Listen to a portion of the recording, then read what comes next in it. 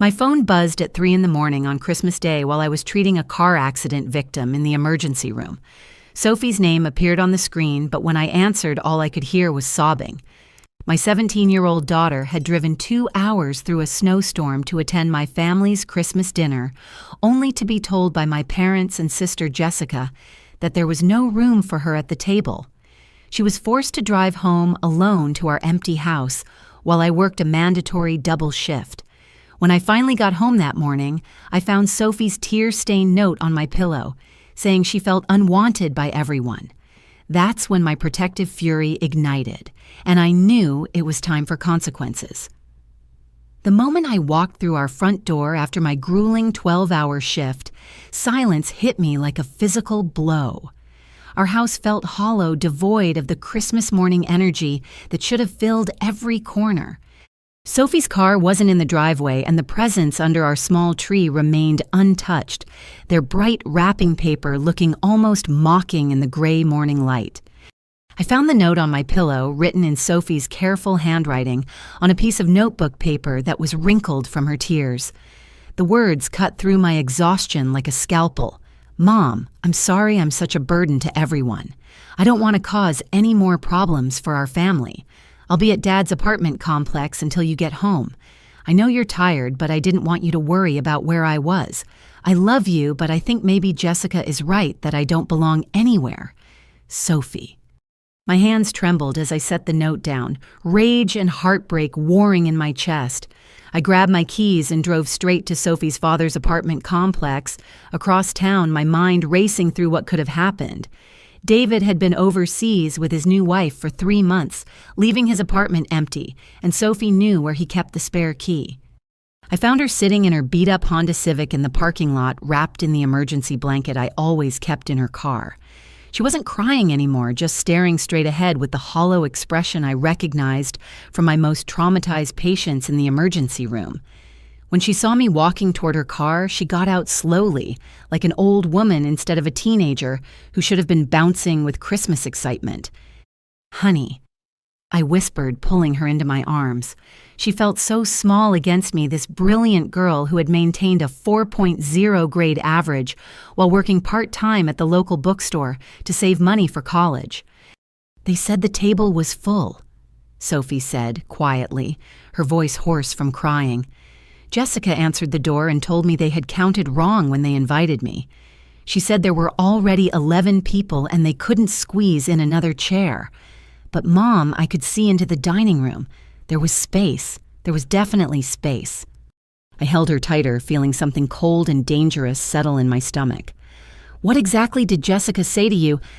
Sophie pulled back slightly, wiping her nose with the sleeve of her Christmas sweater, the red one with reindeer that we had picked out together last month.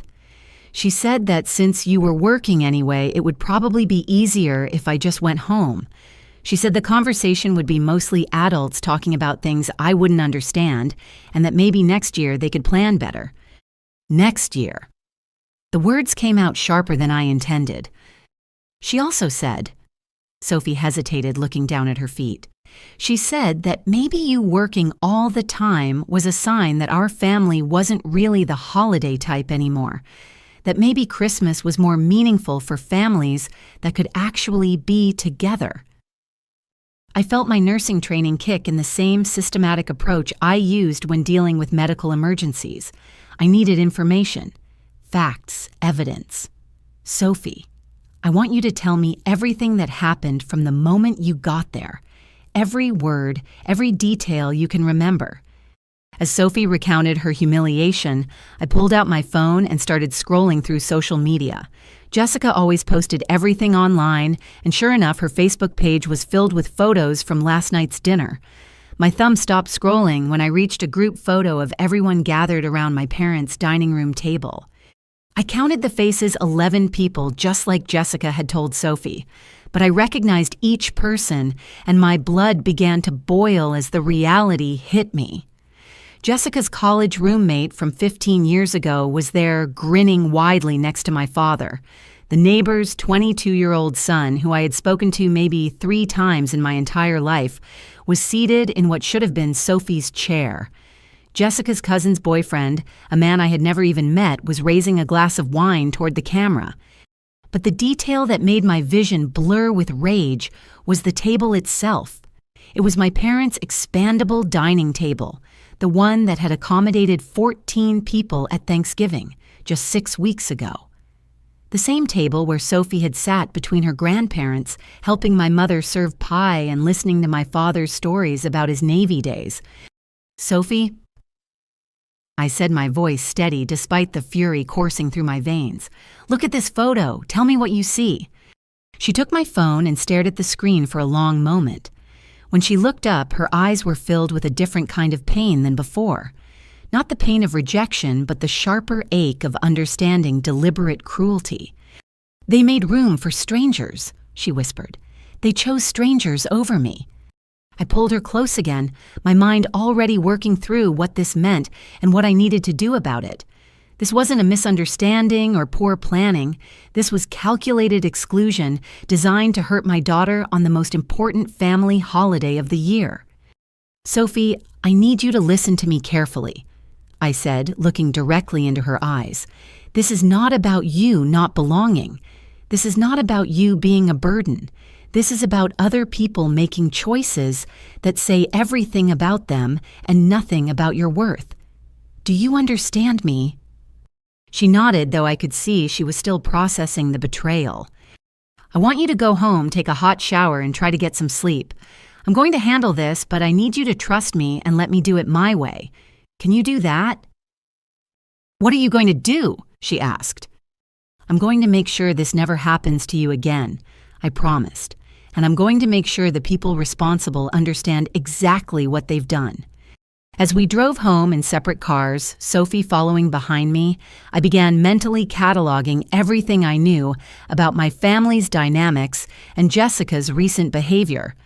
There had been subtle things I had dismissed because I was busy with work and Sophie's college preparations. But now, with this blatant act of cruelty as context, I realized there might be much more going on than one terrible Christmas dinner. The next morning, I called in sick to the hospital for the first time in 3 years. Sophie was still sleeping, emotionally exhausted from the previous day's trauma, and I needed answers before I decided how to proceed. I started with Maya, Sophie's best friend since middle school. Maya's mother worked the morning shift at the same grocery store where my mother shopped religiously every Tuesday and Friday, and in a town of 8,000 people, information traveled through informal networks faster than any official communication system. Maya answered her phone on the second ring, her voice immediately concerned. "Mrs. Patterson, is Sophie okay? She texted me last night, but it didn't make much sense." "Maya, I need to ask you something important, and I need you to tell me the truth. Did Jessica contact Sophie before Christmas dinner about whether she should come?" There was a pause, the kind of hesitation that told me Maya was weighing loyalty to Sophie against getting involved in adult family drama. "She's not in trouble," I added quickly. "I just need to understand what happened." "Jessica called Sophie on Sunday," Maya admitted. "Sophie was really confused afterward because Jessica told her that your parents had decided to make Christmas dinner just immediate family this year. Jessica said that meant no grandchildren, just the adults, and that Sophie should probably stay home and have Christmas with you instead." My hand tightened around the phone. "Did Jessica say anything else?" "She told Sophie that your parents were getting older and wanted a quieter celebration. Something about how big family gatherings were getting too stressful for them. Sophie felt bad about it, but she understood. She was actually looking forward to spending Christmas morning with just you until you got called in for that double shift." I closed my eyes, picturing my 17-year-old daughter trying to be understanding about her grandparents' supposed need for a smaller gathering while looking at an empty house on Christmas morning. "But then," Maya continued, "Sophie got confused on Tuesday when your dad called her directly and asked what time she was planning to arrive for dinner. He seemed surprised when she said she thought she wasn't invited. He told her of course she was invited and that he was looking forward to seeing her. That's why she decided to drive over there." The picture was becoming clearer and more infuriating.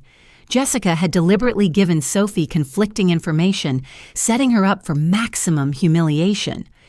Maya, did Sophie mention anything else Jessica said recently? Any other conversations about family or about me? Another pause. Well, Jessica did ask Sophie a bunch of weird questions a few weeks ago when she picked up her daughter from the bookstore where Sophie works.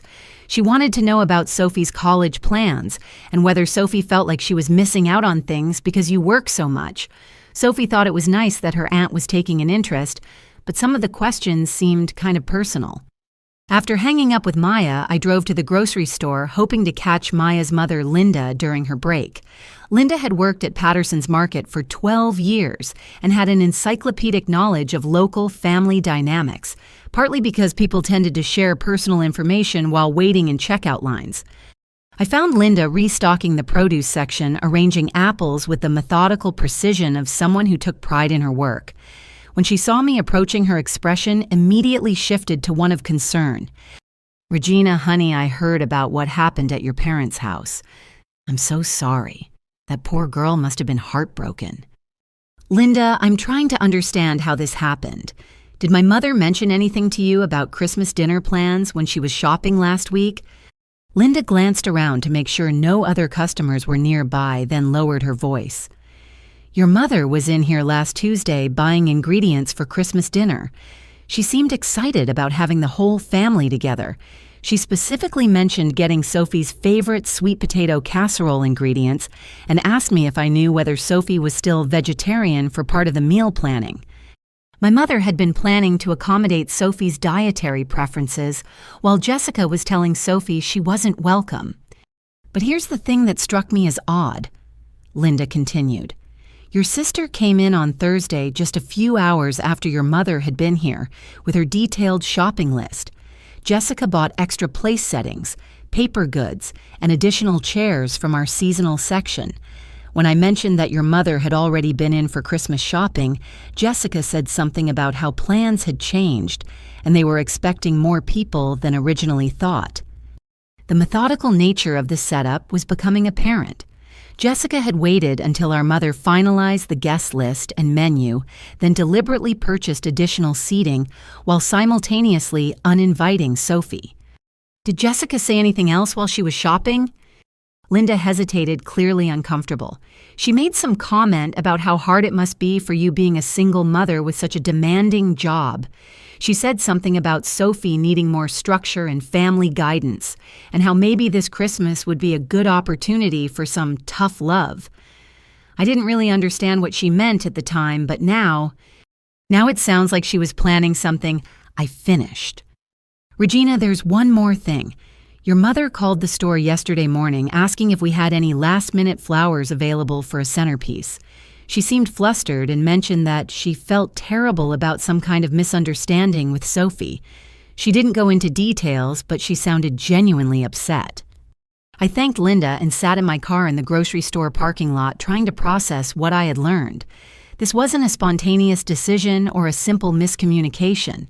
Jessica had spent at least a week orchestrating Sophie's humiliation, manipulating both my parents and Sophie to create maximum emotional damage.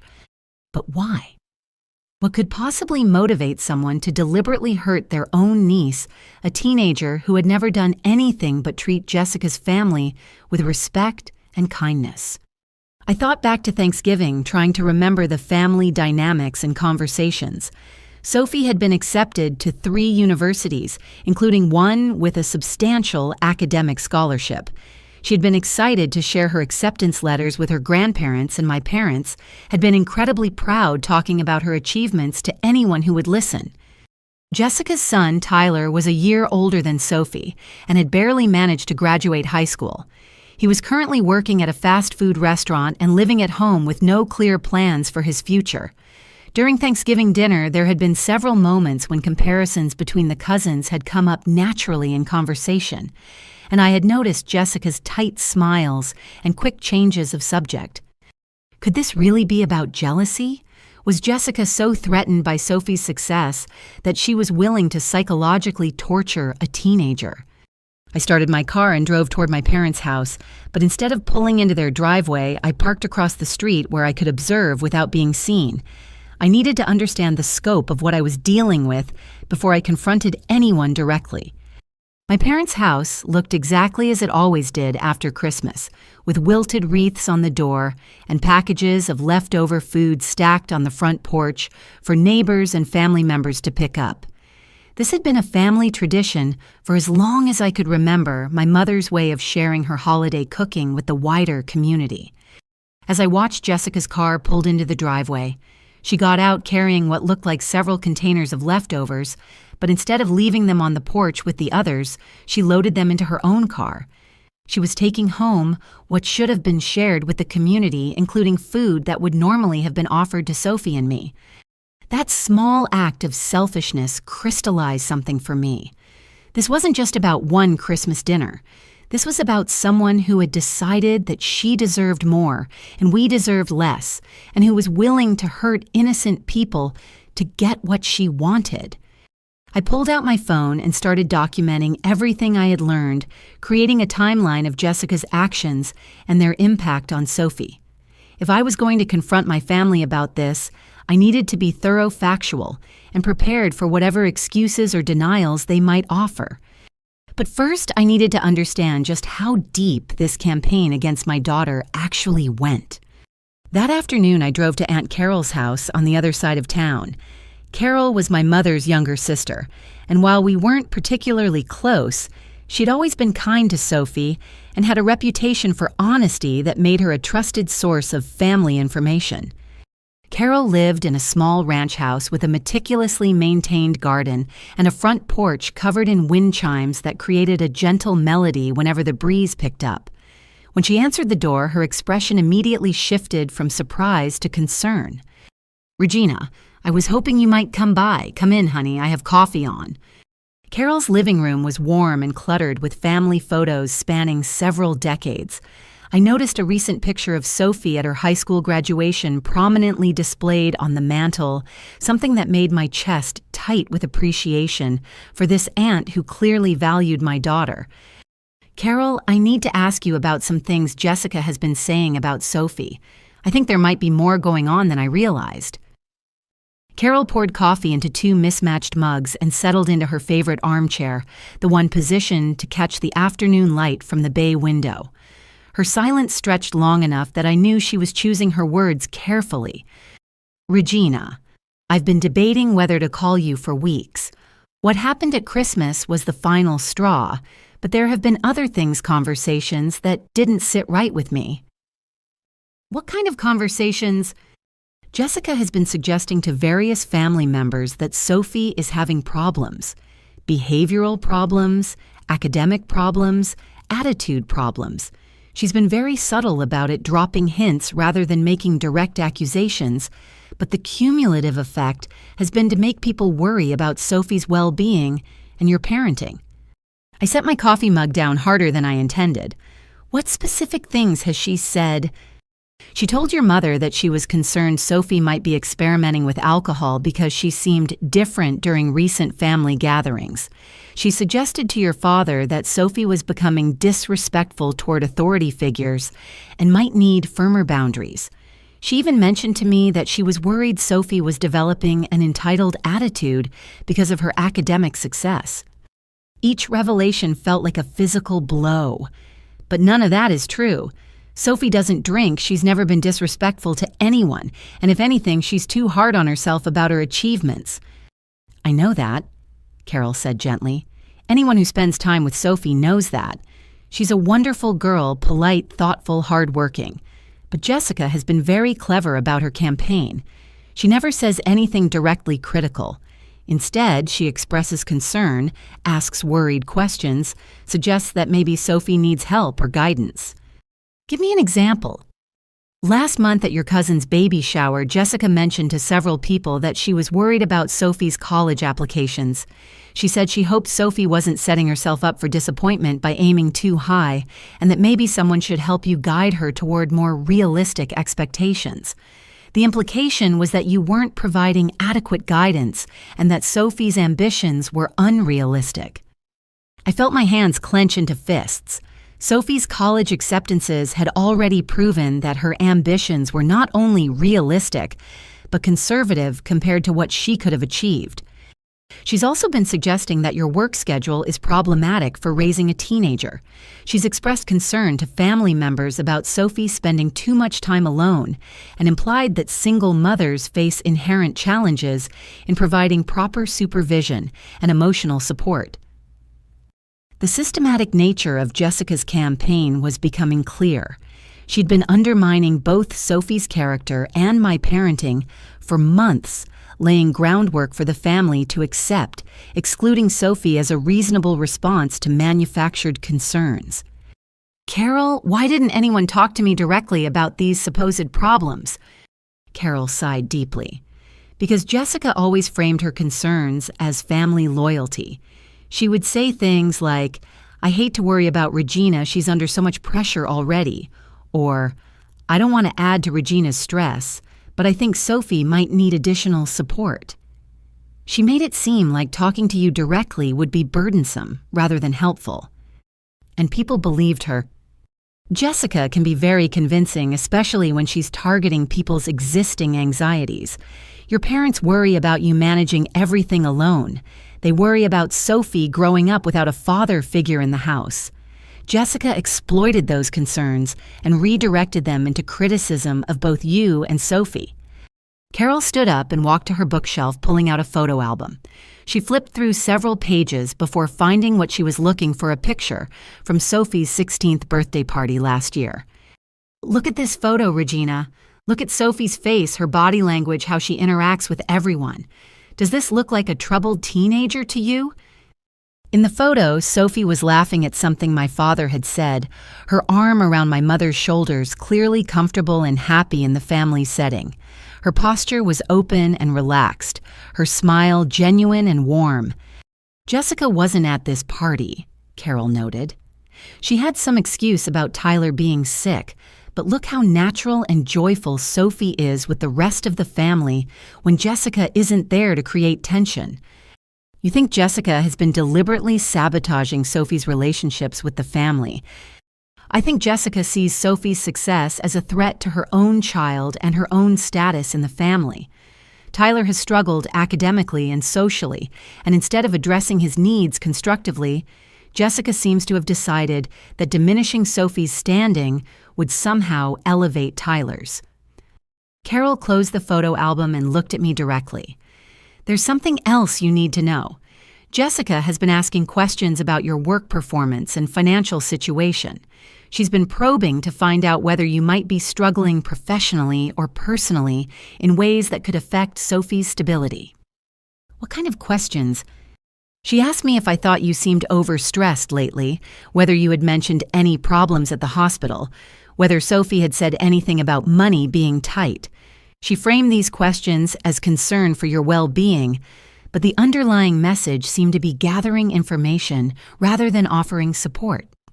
I realized that Jessica had been conducting reconnaissance looking for vulnerabilities she could exploit or evidence she could use to support her narrative about our family being unstable or problematic. Carol, I need to ask you directly. Do you believe the things Jessica has been saying about Sophie and me?" "Absolutely not," Carol said immediately. "You're an excellent mother and Sophie is an exceptional young woman. Anyone who knows you both can see that clearly. But Jessica has been very strategic about targeting people who don't spend regular time with you, people who might be more susceptible to suggestion and worry. What do you think I should do?" Carol was quiet for a long moment, considering her response carefully. "I think you need to protect Sophie from further psychological manipulation, and I think your family needs to understand the extent of what Jessica has been doing. But Regina, you should also know that Jessica's campaign has been more extensive than just family members.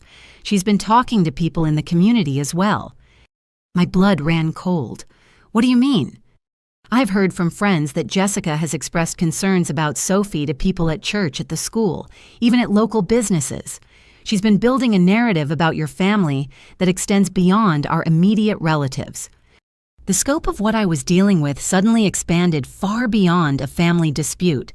Jessica hadn't just been undermining Sophie's place in our extended family. She had been attempting to damage our reputation and standing in the entire community. I thanked Carol for her honesty and drove home with my mind reeling. Sophie was still sleeping when I arrived, emotionally exhausted from the trauma of Christmas rejection.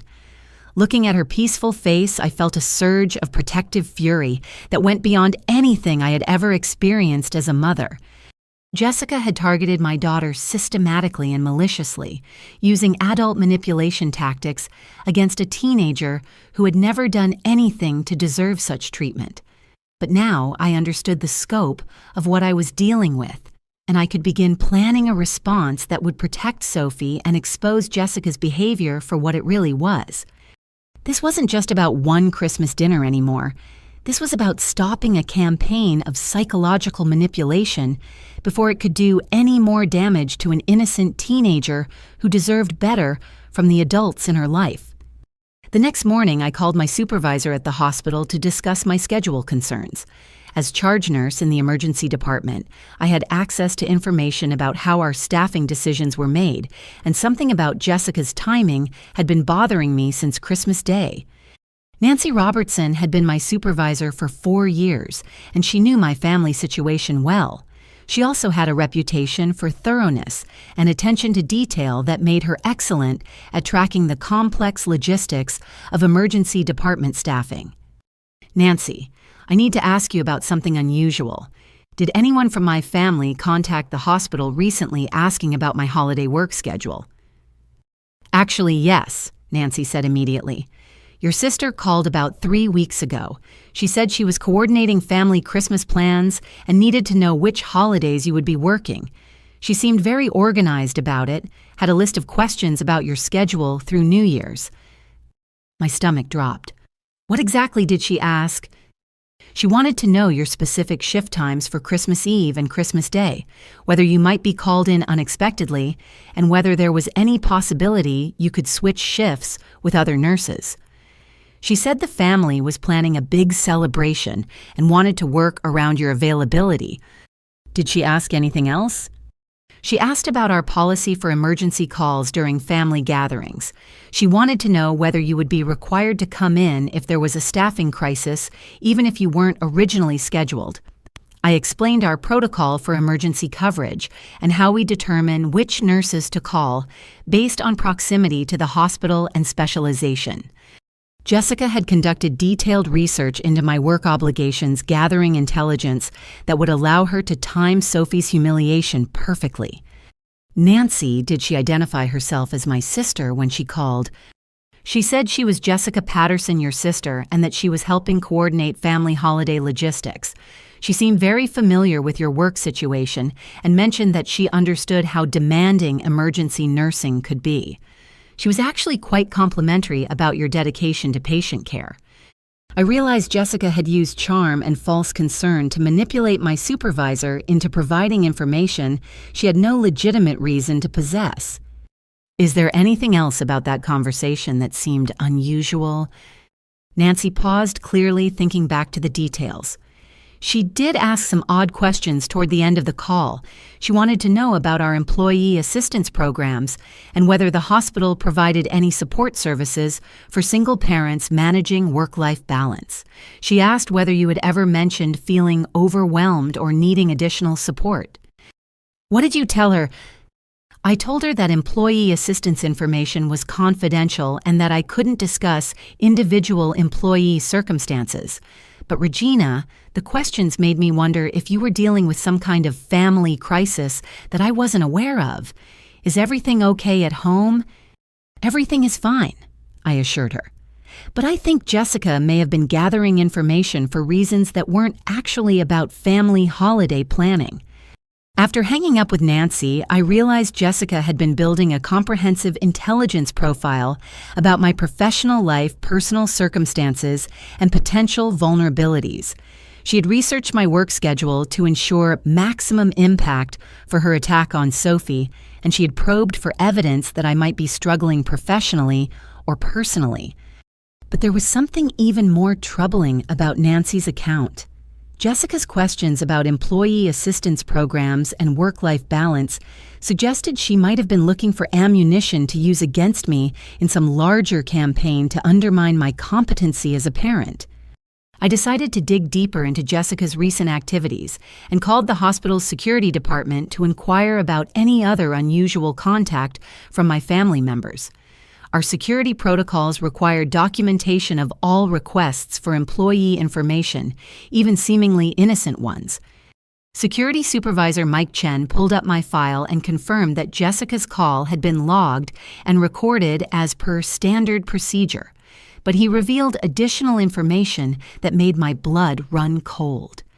"Your sister actually called twice," Mike said. "The first call was the one about your holiday schedule, but she called again about a week later asking different questions. That second call was flagged as suspicious by our privacy compliance department." "What did she ask in the second call?" "She claimed to be conducting research for a family legal matter and wanted to access your employment records. She said there was some kind of insurance claim or lawsuit that required verification of your work history, performance evaluations, and any disciplinary actions." My hands started shaking. "Did you provide that information?" "Absolutely not. We explained that employment records are strictly confidential and can only be accessed by the employee themselves or through proper legal channels with court orders. But Regina, she was very persistent and seemed to know a lot about hospital record-keeping procedures. She asked specific questions about our documentation systems that suggested she had done research into how medical facilities maintain personnel files." "Did she say anything else?" "She tried to convince our compliance officer that you had given verbal permission for the information release, but that you were too busy to provide written authorization. When that didn't work, she asked about our policies for reporting concerns about employee fitness for duty. She wanted to know what kind of evidence would be required to trigger an internal investigation of a nurse's performance or mental health." The implications hit me like a physical blow. Jessica hadn't just been planning to humiliate Sophie at Christmas dinner. She had been building a case to challenge my professional competence and potentially my fitness as a parent. "Mike, what happens when someone makes those kinds of inquiries? Are they reported anywhere?" "Any attempt to improperly access employee records or gather information for potentially malicious purposes gets reported to both our legal department and to the state nursing board. We take threats to employee privacy very seriously, especially in healthcare settings where professional reputations and patient safety are involved." I hung up feeling nauseated by the scope of Jessica's campaign against my family. This wasn't just sibling rivalry or holiday drama. This was a systematic attempt to destroy my career and potentially challenge my custody of Sophie by building a case that I was an unfit parent due to professional incompetence or mental health issues. Jessica had used the Christmas dinner exclusion as the opening move in what appeared to be a much larger attack on my entire life. She had gathered intelligence about my work schedule, attempted to access my employment records, and researched procedures for reporting concerns about my professional fitness. The timing of Sophie's humiliation now made perfect sense.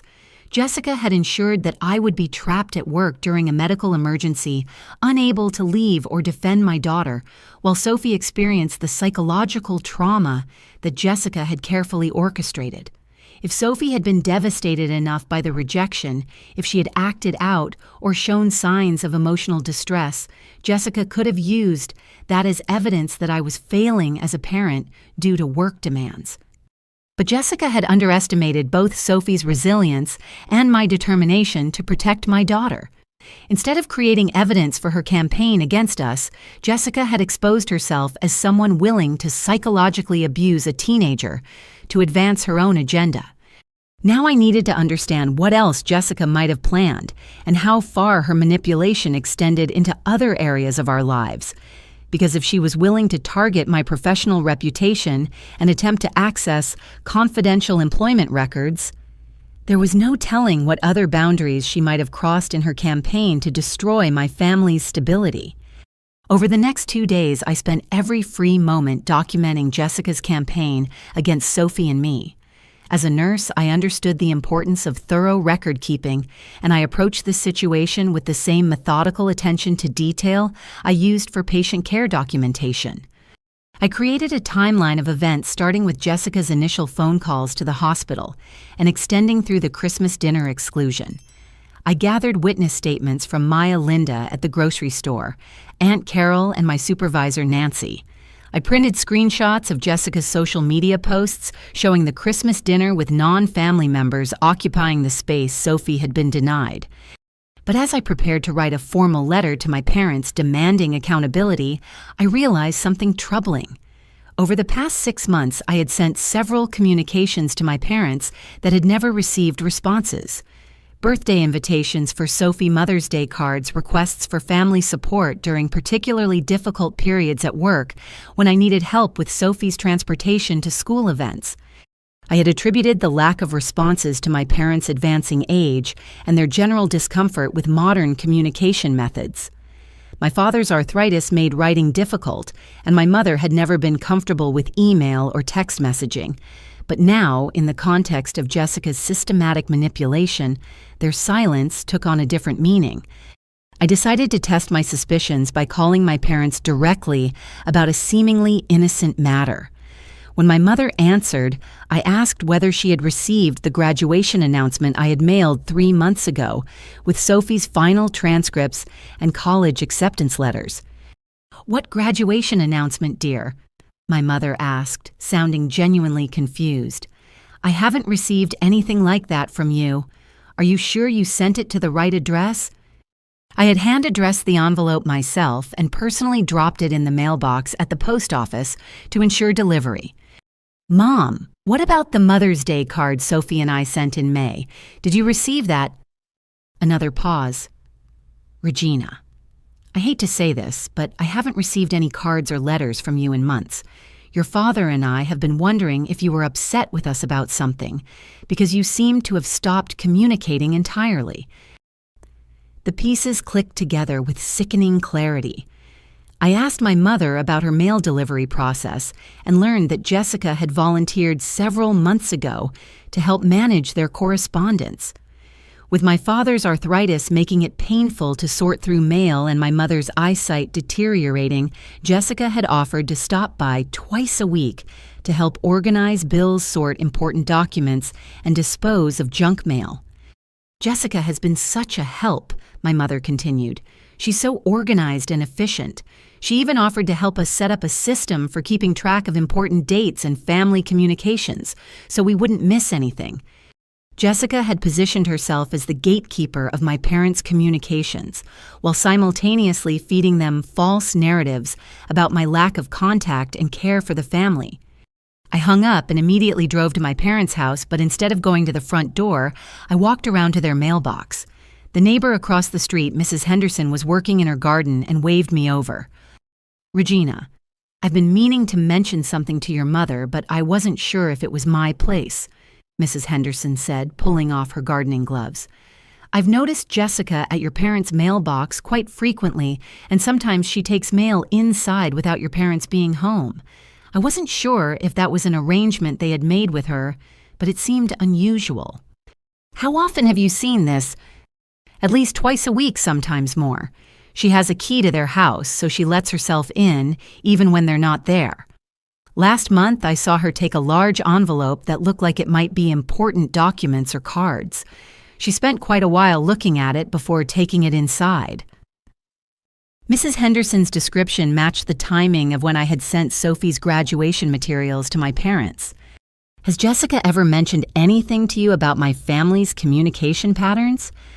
"Actually, yes. She stopped to chat a few weeks ago and mentioned how worried she was about you. She said you seemed to be withdrawing from the family and that your parents were hurt by your apparent lack of interest in staying connected. She asked if I had noticed you visiting less frequently." Jessica had been conducting a neighborhood intelligence operation gathering information about my activities and planting suggestions about my supposed neglect of my parents. That evening, I sat down to write the most important letter of my life.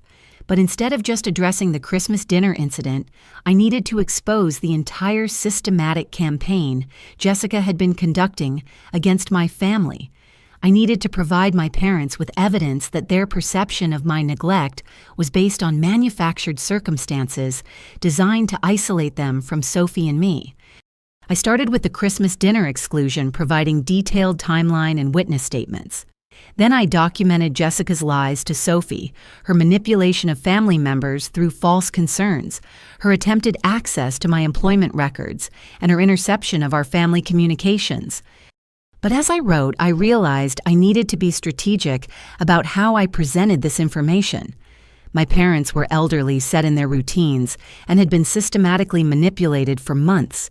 They might be defensive or reluctant to accept that their daughter had been deceiving them so extensively.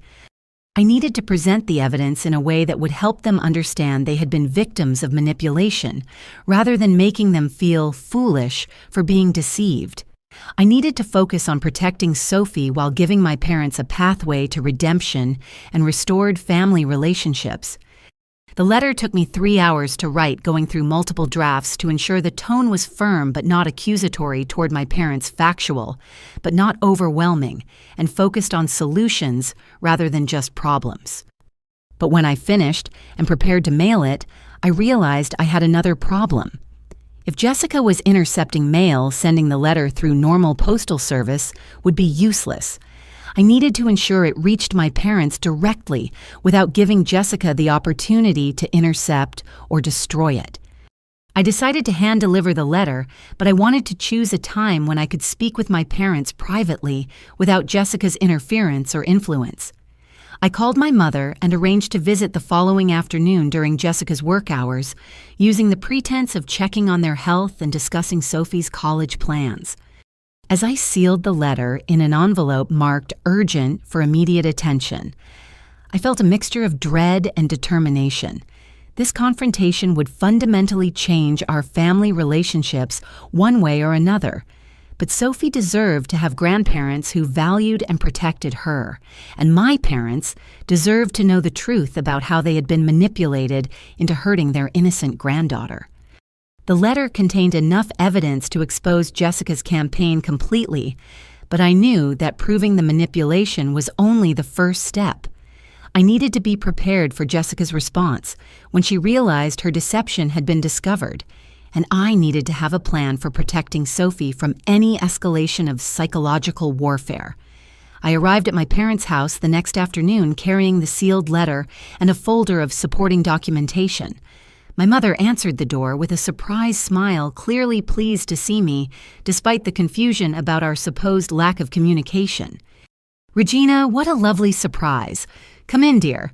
Your father is taking his afternoon nap, but I can wake him if you'd like." "Actually, Mom, I was hoping to talk with both of you about something important. Why don't we let Dad rest for a few more minutes while you and I visit?" My mother led me to the kitchen, the same room where I had eaten countless meals as a child, and where Sophie had learned to bake cookies with her grandmother just 2 years ago. The familiar surroundings made the current situation feel even more surreal and painful. "Mom, I need to ask you about something, and I want you to know that I'm not angry with you, but I'm very concerned about some things that have been happening in our family."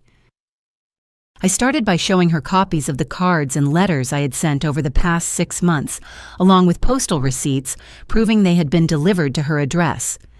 My mother's expression shifted from confusion to alarm as she realized the implications. "Regina, I never saw any of these. Are you certain they were delivered here?"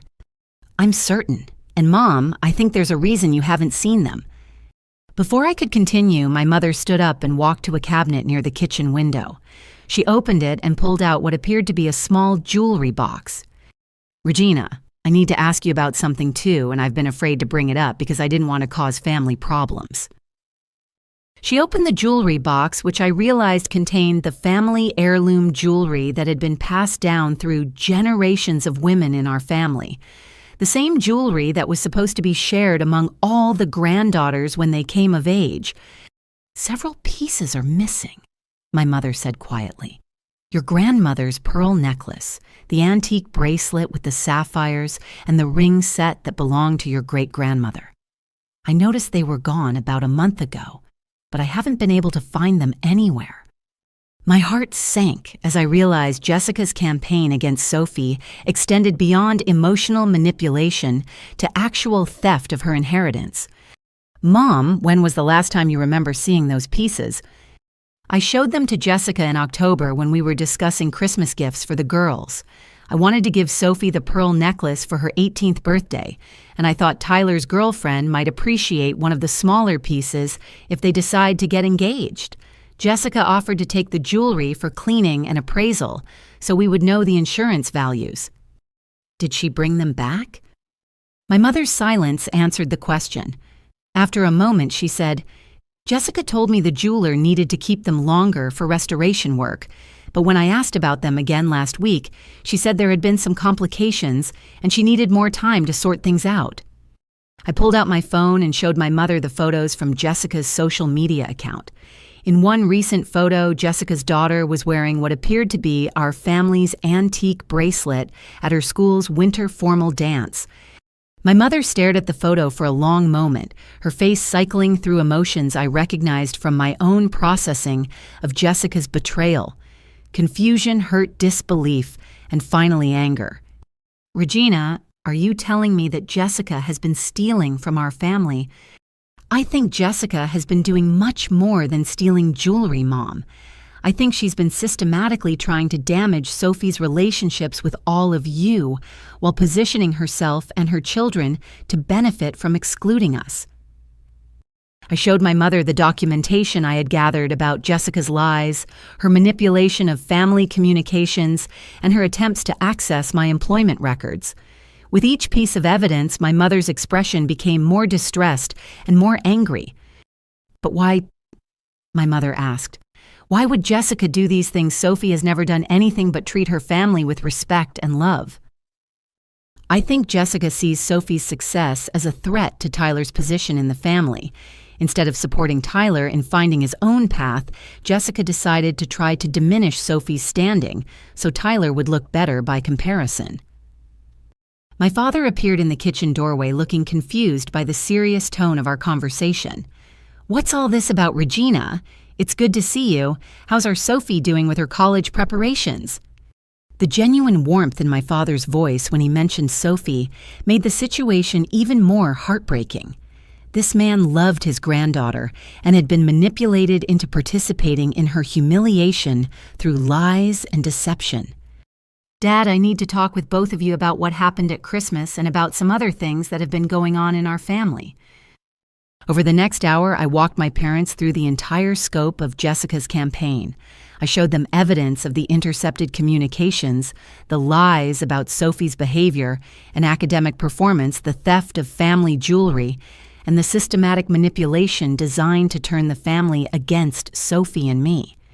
My parents' initial reaction was disbelief, then defensive anger on Jessica's behalf. But as the evidence mounted, their emotions shifted to horror at the scope of the deception and guilt about their unwitting participation in hurting Sophie. We made that poor child drive home alone on Christmas. My mother said, tears streaming down her face. We believed Jessica's lies and we hurt our own granddaughter.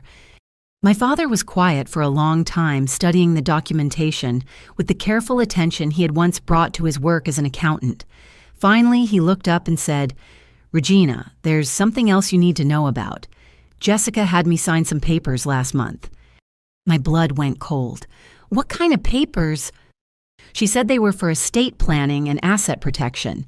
She told me you were too busy with work to be involved in family financial planning right now, and that these documents would help protect the family's interests if anything happened to your mother and me."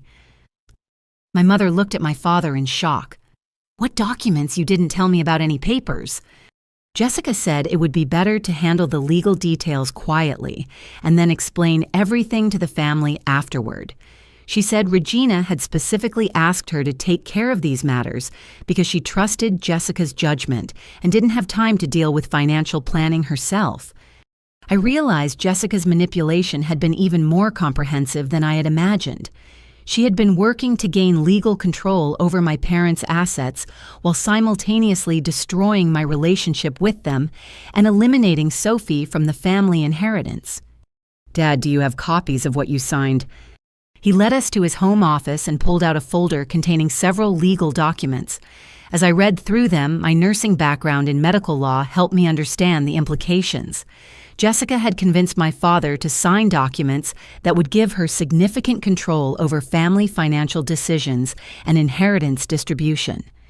The papers included a revised power of attorney naming Jessica as primary decision-maker for financial and medical issues, and preliminary estate planning documents that heavily favored Jessica's family while minimizing provisions for Sophie and me. Dad, did Jessica bring these papers to you, or did you go to an attorney's office to sign them? Jessica brought them here. She said she had consulted with a family law attorney and that these were standard documents for families in our situation. She witnessed my signature and said she would file them with the appropriate offices. I realized Jessica had created fraudulent legal documents designed to steal my family's inheritance while manipulating my elderly parents into believing they were making responsible financial decisions. The scope of Jessica's betrayal was staggering. She had conducted a comprehensive campaign involving emotional manipulation, theft, fraud, interception of communications, attempted sabotage of my professional reputation, and exploitation of elderly family members through deceptive legal documentation. But now I had evidence of criminal activity that went far beyond family drama. Jessica had committed multiple felonies, and I had the documentation to prove it. With my parents finally understanding the scope of Jessica's manipulation, I presented them with the formal letter I had prepared. But given everything we had discovered during our conversation, the letter felt almost insufficient to address the magnitude of what we were dealing with. Mom, Dad. I wrote this letter before I knew about the stolen jewelry and the fraudulent legal documents. Now I realize we're not just dealing with family conflict. We're dealing with criminal activity that could have destroyed our family's financial security and Sophie's future.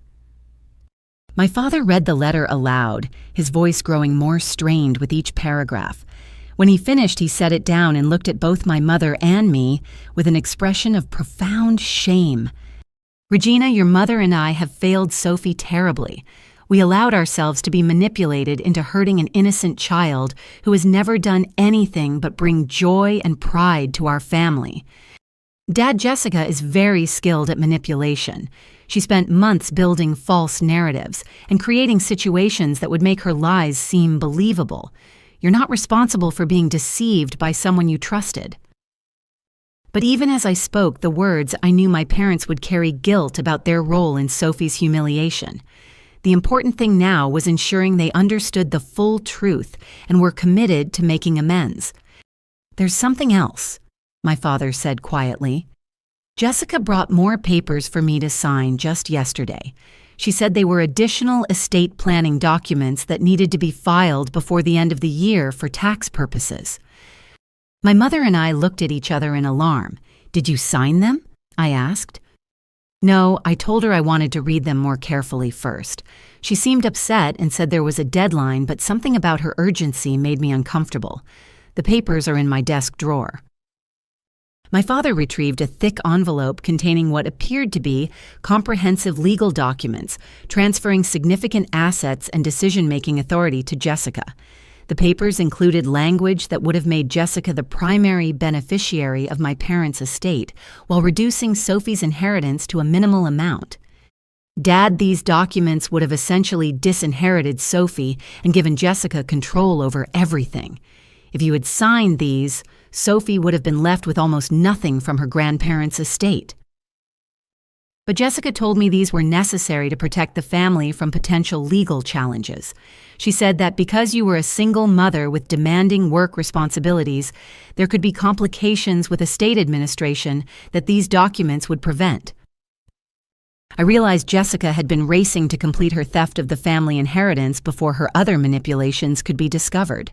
The Christmas dinner humiliation might have been intended as a distraction, while she pressured my father into signing away Sophie's financial future. Regina, my mother said, we need to call Jessica immediately and demand that she return the jewelry and explain these documents. Actually, Mom, I think we need to be more strategic about how we handle this. Jessica has committed multiple crimes and she's demonstrated that she's willing to hurt Sophie to protect herself. We need to document everything properly and involve appropriate authorities." My father looked confused. "Authorities? You mean police?" "Jessica has stolen family property, created fraudulent legal documents, and attempted to defraud elderly family members. Those are felonies. She's also engaged in harassment and stalking behaviors regarding my employment situation. This isn't something we can resolve through family conversations." Just then, we heard the sound of a car pulling into the driveway. Through the kitchen window, I could see Jessica's SUV parking behind my car. My mother looked panicked. "She must have seen your car here and decided to check on what we're discussing," my mother said. "Mom, Dad, I need you to follow my lead here. We have evidence of criminal activity, but I don't want to confront Jessica directly until we've consulted with attorneys and law enforcement. Let me handle this conversation." Jessica knocked on the front door and let herself in with her key, calling out cheerfully as if her visit was completely normal. "Mom, Dad, I saw Regina's car outside. I hope everything is okay." She walked into the kitchen with a bright smile that didn't quite reach her eyes. I noticed she was carrying another envelope likely containing additional fraudulent documents for my father to sign. "Jessica," I said calmly, "we were just discussing some family communication issues. Mom and Dad mentioned they haven't been receiving cards and letters I've been sending." Jessica's expression flickered for just a moment before she recovered her composure. "Oh, that's strange. I've been helping with their mail organization, but I haven't seen anything from you. Maybe there's been some kind of postal service mix-up. We were also discussing the family jewelry that Mom has been missing. She mentioned you had taken some pieces for cleaning and appraisal." This time Jessica's pause was longer and I could see her calculating her response. "Yes, the jeweler has been taking longer than expected. There were some complications with the restoration work."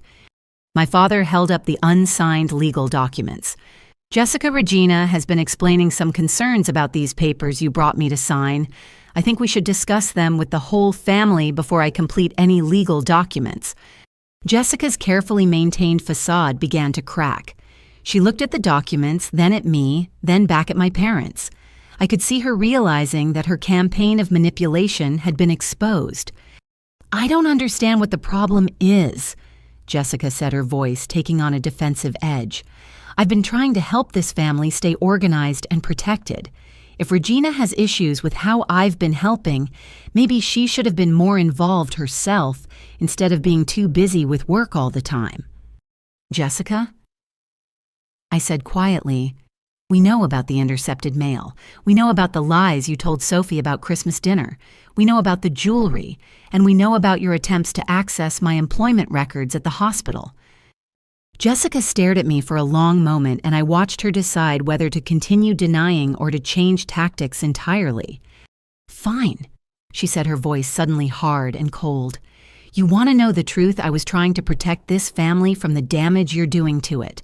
Sophie is being raised to think she's better than everyone else because she gets good grades and you make decent money as a nurse. She needed to learn some humility, and you needed to understand that your job isn't more important than family relationships." The mask had finally come off, revealing the cruel calculation behind months of psychological manipulation. "You excluded my daughter from Christmas dinner to teach her humility?" I asked, keeping my voice level despite the fury building inside me. Someone needed to show her that academic achievement doesn't make her special, and that she can't just waltz into family gatherings expecting to be the center of attention. Tyler has been struggling, and instead of supporting him, this entire family has been fawning over Sophie's college acceptances, like she's some kind of genius. My parents stared at Jessica in horror as she revealed the petty jealousy and malicious intent behind her campaign against Sophie. "And the jewelry?" my mother asked quietly. "Sophie doesn't deserve grandmother's jewelry any more than Tyler's girlfriend does. Just because Sophie is going to college doesn't mean she should get preferential treatment in family inheritance. I was evening things out." "By stealing." My father said, his voice containing more anger than I had heard from him in years. "By making fair decisions that this family was too emotional to make objectively." Jessica snapped back. The conversation continued for another 20 minutes with Jessica alternately trying to justify her actions and attacking Sophie's character and my parenting.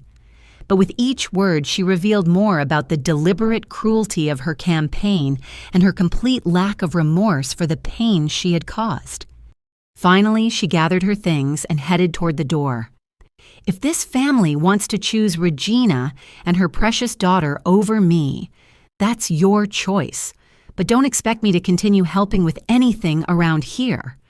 After she left my parents and I sat in stunned silence for several minutes, the woman who had just walked out of their house bore no resemblance to the helpful, concerned daughter they thought they had known. Regina. My mother said finally, "What do we do now?" "Now we protect Sophie, we recover the stolen property, and we make sure Jessica faces consequences for what she's done. But first, we make sure she can never hurt Sophie again." 20 minutes after Jessica stormed out, her car came roaring back into the driveway. Through the kitchen window, I watched her slam the car door and march toward the house with the determined stride of someone who had spent the drive working herself into a confrontational fury. She burst through the front door without knocking, this time her face flushed and her voice raised before she even reached the kitchen. "I've been thinking about this conversation and I'm not going to let Regina twist the truth and turn this family against me," Jessica announced, pointing an accusatory finger in my direction. "She's been poisoning your minds with lies because she can't handle the fact that someone finally stood up to her precious daughter." My father stood up from his chair, his own anger now fully activated. "Jessica, you admitted to stealing from your mother and lying to your niece. No one is twisting anything." "I didn't steal anything. I redistributed family assets more fairly because you two were playing favorites with Sophie while ignoring Tyler's needs. Someone had to look out for my son's interests since this family has been obsessed with celebrating Sophie's so-called achievements." The venom in Jessica's voice when she said Sophie's name made my protective instincts flare dangerously. I stood up and positioned myself between Jessica and my parents, recognizing that this confrontation was about to escalate beyond family argument into something more dangerous. "Jessica, you psychologically tortured a 17-year-old girl on Christmas Day. You made her drive home alone in a snowstorm to spend the holiday in an empty house because you convinced yourself that her academic success was somehow an attack on your son. Sophie needed to learn that the world doesn't revolve around her accomplishments," Jessica shot back. "She's been coddled and praised for getting good grades, but she has no real-world experience, no understanding of what life is actually like for families that aren't as privileged as yours." Privileged. I couldn't keep the incredulity out of my voice. "I'm a single mother working double shifts in an emergency room to pay for Sophie's college applications and support us both. What exactly do you think is privileged about our situation? You make more money than my husband and me combined. You have job security and health care, and Sophie gets opportunities that Tyler never had because of your professional connections and financial resources." The truth of Jessica's resentment was finally emerging. This wasn't about Sophie's character or behavior. This was about Jessica's own feelings of inadequacy and failure as a parent projected onto my daughter through months of systematic cruelty. "So you decided to punish Sophie for circumstances she didn't create and successes she earned through her own hard work?" My mother asked, her voice shaking with anger. "I decided to give Tyler equal consideration in a family that has been overlooking him while celebrating every minor achievement Sophie makes. Do you realize that Sophie's college acceptance announcements were posted on the refrigerator for 3 months, while Tyler's high school graduation photo got moved to a drawer within 2 weeks? I realized Jessica had been keeping a mental inventory of perceived slights and inequalities, building resentment over normal family dynamics and turning them into justification for hurting an innocent teenager. Tyler's graduation photo is on the mantel in the living room," my father said. "It's been there since June.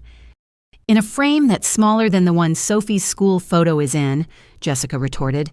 "Everything about how this family treats our children shows who you really value more." The conversation was revealing the depth of Jessica's psychological problems. She had created elaborate conspiracy theories about family favoritism to justify her campaign against Sophie, convincing herself that she was correcting injustices rather than committing them. Jessica. I said, trying one more time to reach whatever rational part of her might still exist. If you felt Tyler needed more support or recognition, why didn't you talk to us about that directly? Why did you decide that hurting Sophie was the solution? Because talking doesn't work with people who have already made up their minds about who deserves what. Sophie gets praised for everything she does, while Tyler gets criticized for not being more like her. The only way to balance things was to show Sophie what it feels like to be excluded and overlooked. So you deliberately inflicted emotional trauma on a teenager to make a point about fairness, my mother asked. I showed her that she's not automatically entitled to special treatment just because she gets good grades. Maybe now she'll understand what Tyler has been dealing with his entire life. The logic was so twisted and cruel that I realized Jessica was beyond rational conversation. She had convinced herself that psychologically abusing my daughter was actually a form of justice, and no amount of evidence or argument was going to change that delusion. "What about the stolen jewelry?" my father demanded. "How was giving your mother's pearls to your daughter instead of Sophie an example of fairness? Sophie was going to get those pearls automatically just because she's the older granddaughter. I made sure both girls had equal access to family heirlooms instead of following outdated traditions about birth order." "You stole from your mother and lied about it," I said flatly. "I redistributed family assets according to actual need and merit instead of blind favoritism," Jessica responded. The conversation continued in circles, with Jessica creating increasingly elaborate justifications for her behavior while revealing more and more about the calculated nature of her campaign against Sophie. She admitted to intercepting our mail because she wanted to control the family's perception of my level of involvement. She acknowledged lying about Sophie's behavior because she believed Sophie needed to be brought down to earth. She even admitted to the hospital calls, claiming she was gathering information to help the family understand the pressures I was under at work. Every admission made her actions seem more premeditated and malicious, but Jessica seemed completely incapable of understanding why her behavior was wrong or harmful. Finally, after nearly an hour of circular arguments and increasingly hostile exchanges, Jessica gathered her purse and the unsigned legal documents my father had refused to complete. "Fine," she said, her voice cold with fury. "If this family wants to choose Regina's spoiled daughter over me and Tyler, that's your decision. But don't expect me to continue helping with anything.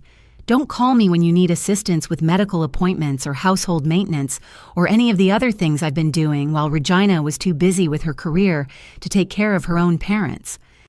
"Jessica," my father said quietly, "we love you, but what you did to Sophie was wrong. We hope you can get the help you need to understand that."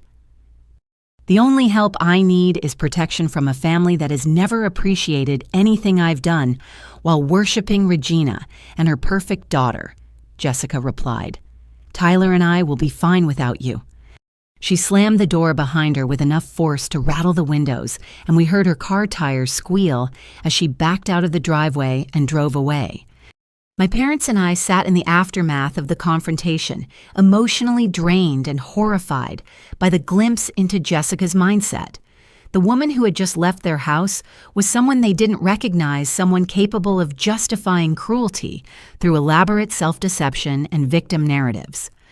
"Regina," my mother said finally, "I don't think Jessica is going to voluntarily return the jewelry or acknowledge that what she did was wrong." "No, she's not," I agreed. "And I don't think this is over. Someone who can rationalize psychologically abusing a teenager isn't going to accept losing control of this situation peacefully. What do you think she'll do next?" I thought about Jessica's pattern of behavior over the past few months, her systematic approach to manipulation, and her escalating tactics when previous methods didn't achieve her desired results. I think she's going to try to destroy our family's reputation in the community, attack my professional credibility, and find new ways to hurt Sophie. Someone who has invested this much effort in a campaign of manipulation isn't going to just walk away because she's been exposed. My father looked worried. Can we protect Sophie from whatever Jessica might do next? We can and we will, I promised. But first we need to document everything that's happened and involve the appropriate authorities. Jessica has committed crimes, and she's demonstrated that she's a continuing threat to Sophie's well-being. We can't handle this as a private family matter anymore. The next morning, I took a personal day from work and drove to the office of Catherine Walsh, a family attorney who had been recommended by my hospital's legal department. I brought with me a comprehensive file containing all the evidence I had gathered about Jessica's campaign against my family. Catherine was a woman in her 50s with the kind of calm, analytical demeanor that inspired confidence in crisis situations. She listened to my account without interruption, occasionally making notes, but mostly focusing her complete attention on the details of Jessica's systematic manipulation and criminal behavior. When I finished, she reviewed the documentation I had provided, spending particular attention on the fraudulent legal documents Jessica had pressured my father to sign. Regina, what you're describing goes far beyond family conflict, Catherine said finally. Your sister has committed multiple felonies, including theft, fraud, elder abuse, and stalking. The scope and premeditation of her actions suggests this could also involve federal charges related to mail interference and identity theft. What are our options for protecting Sophie and my parents from further manipulation? First, we need to secure restraining orders to prevent Jessica from contacting Sophie or accessing your parents' home. Second, we need to report the criminal activity to appropriate law enforcement agencies. Third, we need to reverse any legal documents she convinced your father to sign and secure your parents' assets from further exploitation. Catherine explained that the fraudulent power of attorney and estate planning documents could have given Jessica legal control over my parents' medical and financial decisions, effectively allowing her to steal their assets legally while excluding Sophie and me from inheritance rights. If your father had signed those final documents, Jessica would have had the authority to place your parents in care facilities, sell their home, and distribute their assets according to her own preferences. She was essentially planning to steal your family's entire estate. The revelation made me feel sick. Jessica hadn't just been trying to humiliate Sophie. She'd been conducting a comprehensive theft of my family's financial future. How difficult will it be to prove these documents are fraudulent? The documents themselves are suspicious because they heavily favor Jessica while minimizing provisions for other family members, which is unusual for parents with multiple children. More importantly, your father was clearly misled about their contents and legal implications, which constitutes fraud, even if the documents themselves are technically legal. Catherine also explained that Jessica's attempts to access my employment records and her phone calls to the hospital constituted serious privacy violations that could result in both criminal charges and civil liability. Healthcare privacy laws are very strict, and attempting to impersonate someone to access medical employment records is a federal offense. The fact that she made multiple attempts suggests this was part of a systematic campaign to damage your professional reputation. What about the stolen jewelry? Theft is theft, regardless of family relationships. The fact that Jessica lied about the purpose of taking the jewelry and then gave it to her own daughter shows clear intent to permanently deprive your family of the property. Catherine recommended that we file police reports immediately for all the criminal activity, seek emergency restraining orders to protect Sophie and my parents from further harassment, and begin civil proceedings to recover the stolen property and reverse any legal manipulations Jessica had achieved. There's something else you should know, Catherine added. Cases like this often reveal additional victims. Your sister's behavior suggests a pattern that may have affected other people beyond your immediate family. What do you mean? People who engage in systematic manipulation and fraud often have multiple targets. Jessica may have been conducting similar campaigns against other families or individuals. When we file these charges, other victims may come forward with similar experiences. The thought that Jessica might have been psychologically abusing other families was disturbing, but not surprising given the calculating nature of her behavior towards Sophie. How long will this process take? Emergency protective orders can be issued within 24 hours. Criminal investigations will take longer, possibly several months. Civil recovery of stolen property and reversal of fraudulent documents should be completed within a few weeks if Jessica doesn't contest them. And if she does contest them, given the evidence you've provided, she would be unlikely to prevail in court. But Jessica may choose to fight these charges as a way to continue harassing your family, even if she knows she can't win. I left Catherine's office with a clear action plan and a much better understanding of the legal protections available to Sophie and my parents. But I also left with a sobering awareness of how close Jessica had come to achieving her goals of destroying my family's financial security and Sophie's future. That afternoon, Catherine and I met with Detective Sarah Martinez at the County Sheriff's Office to file formal criminal complaints. Detective Martinez had extensive experience with elder abuse and family fraud cases, and she was immediately concerned about the scope of Jessica's manipulation. The systematic nature of this manipulation is very concerning, Detective Martinez said after reviewing the evidence. Your sister didn't just commit opportunistic crimes. She planned and executed a comprehensive campaign designed to psychologically and financially destroy your family while enriching herself. Is that unusual for family fraud cases? This level of premeditation and the targeting of a minor child make this case particularly serious.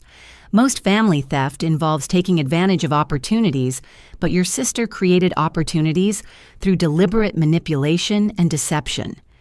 Detective Martinez explained that the investigation would likely uncover additional evidence of Jessica's criminal activity, particularly once they examined her financial records and communication history. We'll be looking at her bank accounts to trace the stolen jewelry, her phone and email records to document the harassment and fraud attempts, and her social media activity to establish patterns of deception. How long before she's arrested? We'll issue warrants within 48 hours for the theft and fraud charges. The federal privacy violations will take longer to process, but those charges carry more serious penalties. I drove home that evening knowing that within days Jessica would be facing criminal charges for her campaign against my family. But I also knew that the legal process was just beginning, and that protecting Sophie from any escalation of Jessica's behavior would require continued vigilance and careful planning. The most important immediate step was securing the restraining orders that would legally prevent Jessica from contacting Sophie or entering my parents' property. But beyond the legal protections, I needed to help Sophie and my parents heal from the psychological trauma of discovering how completely they had been manipulated by someone they trusted. 2 days after filing the criminal complaints, I received an unexpected call at work from Janet Morrison, the director of the hospital's legal department. She asked me to meet with her immediately regarding what she described as a serious security matter involving your family. I found Janet in her office reviewing a thick file that I soon learned contained detailed documentation of Jessica's attempts to access my employment information and compromise my professional reputation. Regina, we've been conducting an internal investigation triggered by your sister's suspicious inquiries about your employment status, Janet began. What we've discovered goes far beyond inappropriate curiosity about your work schedule. She opened the file and showed me printed records of multiple phone calls Jessica had made to various departments within the hospital system over a period of 6 weeks. Your sister didn't just call once or twice asking about your schedule. She made 14 separate attempts to access confidential information about your employment, your patient care reviews, your disciplinary history, and your psychological fitness evaluations. My hands started shaking as I realized the scope of Jessica's professional sabotage campaign. What kind of information was she trying to access? She called Human Resources claiming to be conducting a background check for a family legal matter. She contacted Patient Safety, claiming she had concerns about your mental health affecting patient care. She even called our employee assistance program pretending to be you, asking for records of any counseling or support services you might have used. Each revelation felt like a physical blow. Jessica hadn't just been manipulating my family relationships, she had been actively trying to destroy my career and professional reputation. She also contacted the state nursing board, Janet continued. She filed a formal complaint claiming that you were experiencing personal stress that was affecting your job performance and that the hospital was not properly monitoring your fitness for duty. Did the nursing board investigate her complaint? They initiated a preliminary review, but when they contacted us for verification, we became suspicious of the complaint's origin and motivation. The specific allegations didn't match any actual concerns about your performance, and the complaint contained personal information that wouldn't normally be available to someone genuinely concerned about patient safety. Janet explained that the hospital's security department had flagged Jessica's activities as a potential stalking and harassment case, particularly when they realized she had been using different names and phone numbers to make multiple inquiries about the same employee. We also discovered that your sister attempted to access the hospital's online employee portal using what appeared to be stolen login credentials. Our IT security team traced the attempts to her home computer and identified multiple failed attempts to guess your password. The systematic nature of Jessica's attack on my professional life was staggering. While she had been manipulating my family relationships and stealing from my parents, she'd simultaneously been conducting a campaign to destroy my career and professional credibility. Janet, could her actions have actually succeeded in damaging my employment status? If we hadn't been vigilant about verifying the source of the complaints, yes. A formal investigation by the state nursing board based on her false allegations could have resulted in suspension of your license while the claims were investigated. Even unfounded complaints can take months to resolve and can appear on professional background checks. I realized Jessica's plan had been comprehensive: destroy my family relationships, steal the family inheritance, and eliminate my ability to support Sophie by sabotaging my nursing career. If all three elements had succeeded, Sophie would have been left with no family support, no inheritance, and a mother unable to provide financial stability. "There's more," Janet said grimly. "We believe your sister may have attempted similar campaigns against other healthcare workers in our system. When we started investigating her activities, we discovered complaints against 3 other nurses that followed similar patterns of personal allegations disguised as professional concerns. Other people, 3 single mothers working in our emergency and intensive care departments, all highly competent professionals, all recently divorced or widowed, all with children approaching college age. The complaints against them contained similar language and accusations about personal stress affecting professional performance. The implications were horrifying.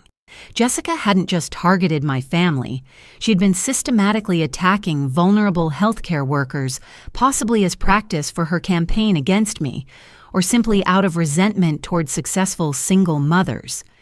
What happened to those other nurses? 2 of them were cleared after brief investigations, but the stress of the false accusations contributed to one of them leaving her position and relocating to another state.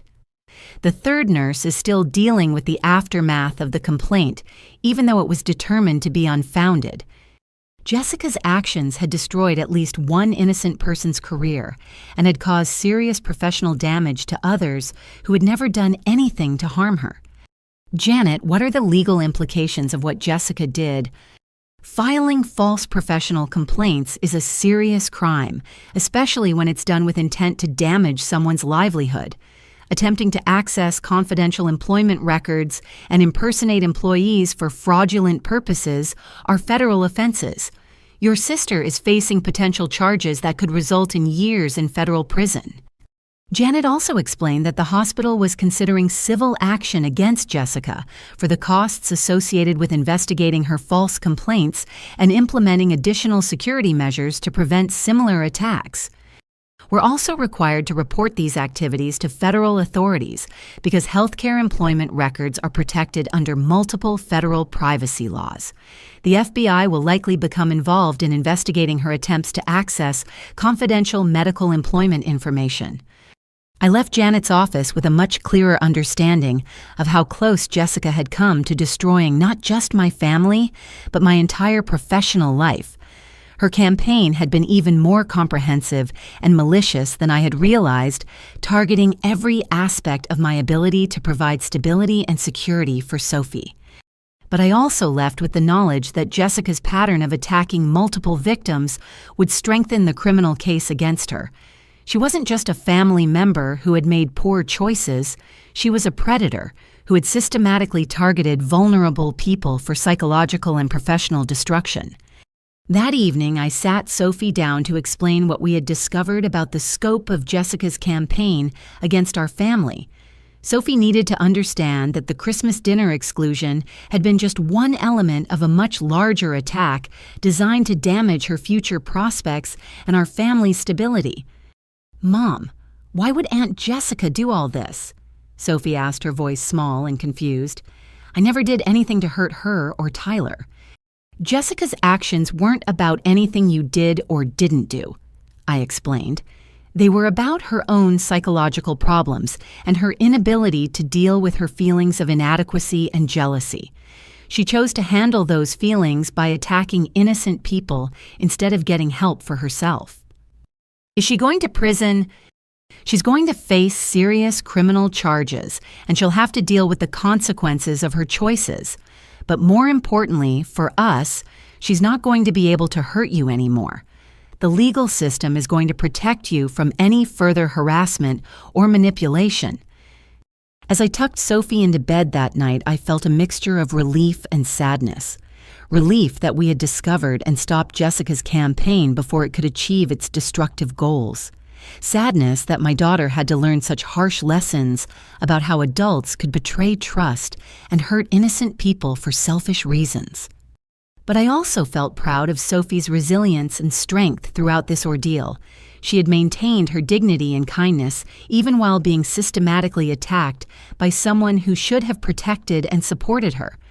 The next morning brought an unexpected phone call from Margaret Chen, the guidance counselor at Sophie's high school. Her voice was warm but concerned as she asked if I could meet with her later that day to discuss some unusual inquiries the school had received about Sophie.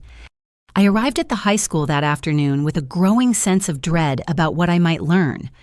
Margaret met me in her office, a comfortable space filled with college brochures and motivational posters that usually made me feel hopeful about Sophie's future. "Regina, I wanted to speak with you because we've received several concerning communications about Sophie over the past few weeks, and I thought you should be aware of them." She pulled out a folder containing what appeared to be multiple documents and printed emails. 3 weeks ago, we received a phone call from someone claiming to be a concerned family member, reporting that Sophie might be experiencing emotional problems related to family instability. The caller suggested that Sophie's academic performance might be artificially inflated and that we should monitor her more closely for signs of stress or dishonesty. My stomach dropped. "Who made this call?" The caller identified herself as Jessica Patterson, Sophie's aunt. She claimed she was worried about Sophie's well-being because of your demanding work schedule and the pressures of single parenthood. She suggested that Sophie might need additional counseling or supervision. "What did you tell her?" I explained that we couldn't discuss individual student matters with family members without proper authorization and that our experience with Sophie had been entirely positive. She seemed frustrated by this response and asked whether we had proper procedures for identifying students who might be hiding problems at home. Margaret showed me notes from the phone conversation which revealed that Jessica had been fishing for information about Sophie's emotional state, academic performance, and college prospects. We also received a written complaint suggesting that Sophie's college recommendation letters might not accurately reflect her character, and that colleges should be made aware of potential family issues that could affect her academic success. A written complaint to colleges. The complaint was sent to our main office with copies addressed to the admissions departments of all 3 universities where Sophie has been accepted. It contained allegations about unstable home environment, lack of proper supervision, and questions about Sophie's emotional maturity and readiness for college independence. I felt sick realizing that Jessica had been trying to sabotage Sophie's college acceptances through false reports to university admissions departments. Did you forward these complaints to the colleges? Absolutely not. The allegations were inconsistent with everything we know about Sophie and your family, and the complaint contained information that could only have come from someone trying to damage Sophie's prospects rather than genuinely concerned about her welfare. Margaret explained that the school had been suspicious of Jessica's motives from the beginning because her allegations contradicted their direct experience with both Sophie and me as involved, responsible family members. But there's something else you should know. We've learned that similar complaints were made about other students in our district, all high-achieving seniors from single-parent families. The pattern of targeting successful students from vulnerable family situations was becoming clear. We compared notes with counselors at other schools and discovered that someone matching your sister's description had contacted multiple schools with similar concerns about their top students. The complaints all followed the same pattern questions about family stability suggestions that academic achievements might be inflated and recommendations for increased monitoring of the students. How many other families were targeted? At least 4 that we've identified so far. All single mothers, all high-achieving students, all families where the mothers work in demanding professional careers. Margaret showed me a summary that the district counselors had prepared documenting the pattern of harassment targeting successful families. The scope of Jessica's community campaign was far broader than I had imagined. We've reported these activities to the district administration and to local law enforcement as a pattern of harassment targeting minors. This appears to be systematic stalking behavior rather than legitimate concerns about student welfare. What has been the response from the community? Actually quite positive for the targeted families. Once we started comparing notes about these suspicious complaints, community members who know these families personally began reaching out to offer support and share their own experiences with similar harassment. Margaret explained that Jessica's campaign had backfired spectacularly. Instead of damaging the reputations of the targeted families, her obvious lies and malicious intent had strengthened community support for the victims. Parents who know Sophie personally were offended by the suggestion that such a respectful, hardworking teenager could be problematic. Teachers who have worked with her were insulted by the implication that they couldn't accurately assess student character. College counselors who have written recommendation letters were angry that their professional judgment was being questioned. Has anyone come forward with information about Jessica's activities?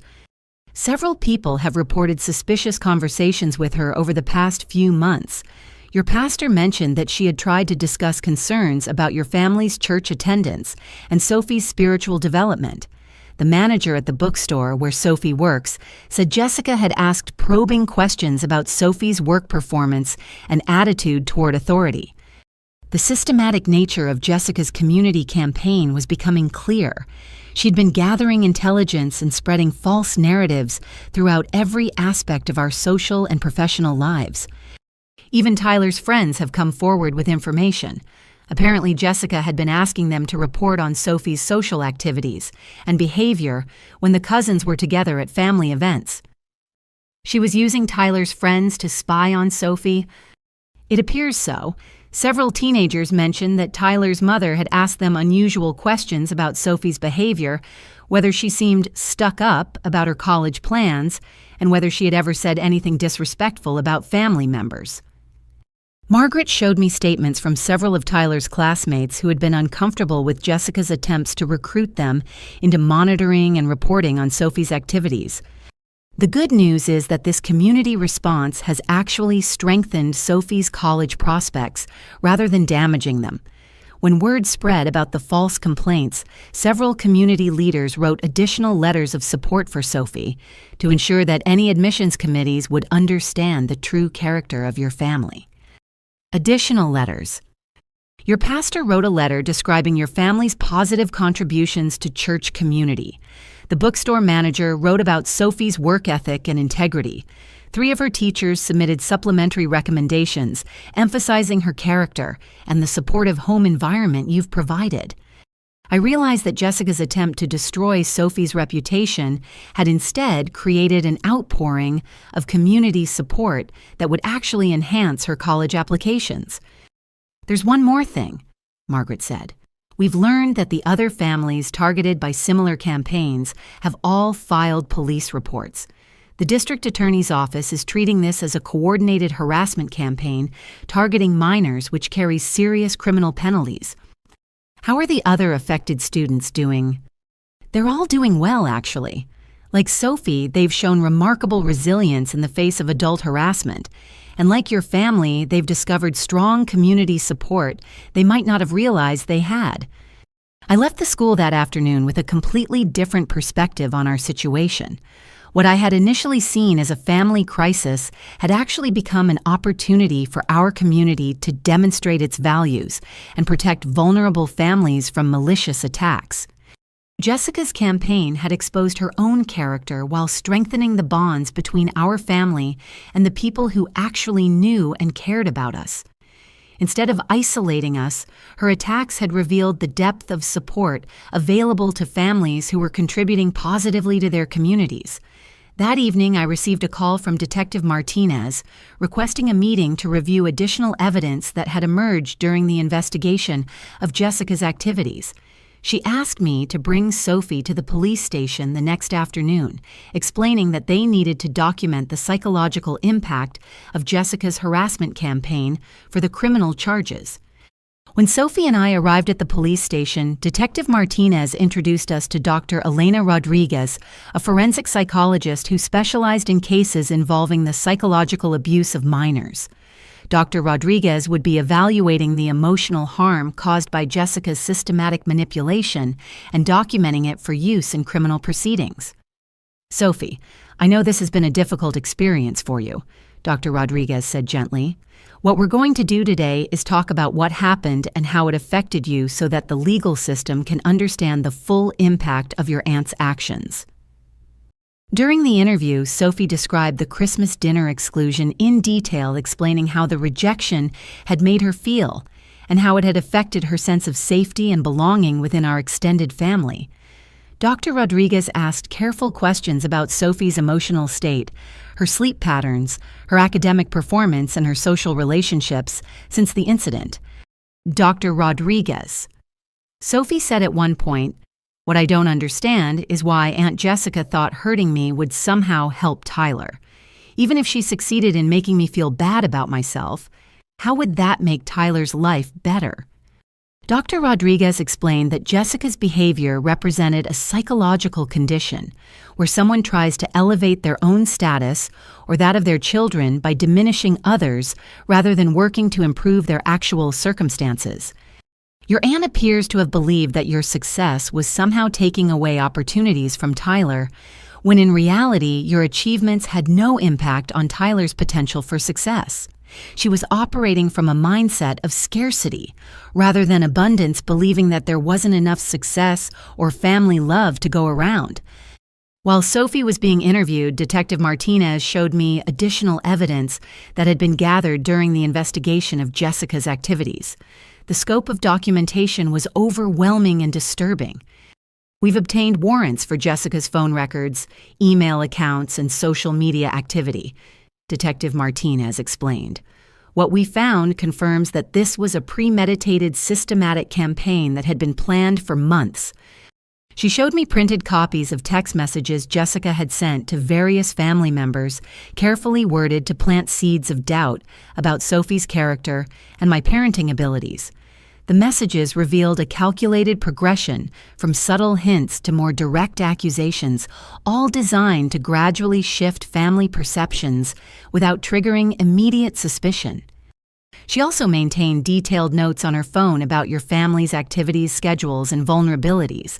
We found lists of your work schedule, Sophie's school activities, your parents' medical appointments, and even notes about your financial situation. The documentation revealed that Jessica had been conducting surveillance of our family's daily routines and using that information to plan her attacks with maximum psychological impact. We also found evidence that she had been researching legal procedures for challenging child custody and reporting parents to social services for neglect. She had downloaded forms for filing complaints with Child Protective Services and had been gathering what she believed was evidence to support claims that you were an unfit parent. The revelation that Jessica had been planning to involve child welfare authorities in her campaign against our family was particularly chilling. She had been prepared to weaponize government agencies designed to protect children in order to damage an innocent family. Detective Martinez, did she actually file any reports with CPS? She made preliminary inquiries about the reporting process, but she hadn't filed formal complaints yet. We believe she was waiting to gather more apparent evidence before initiating that phase of her campaign. Detective Martinez also revealed that the investigation had uncovered Jessica's financial activities related to the theft of family jewelry and her attempts to manipulate my parents' estate planning.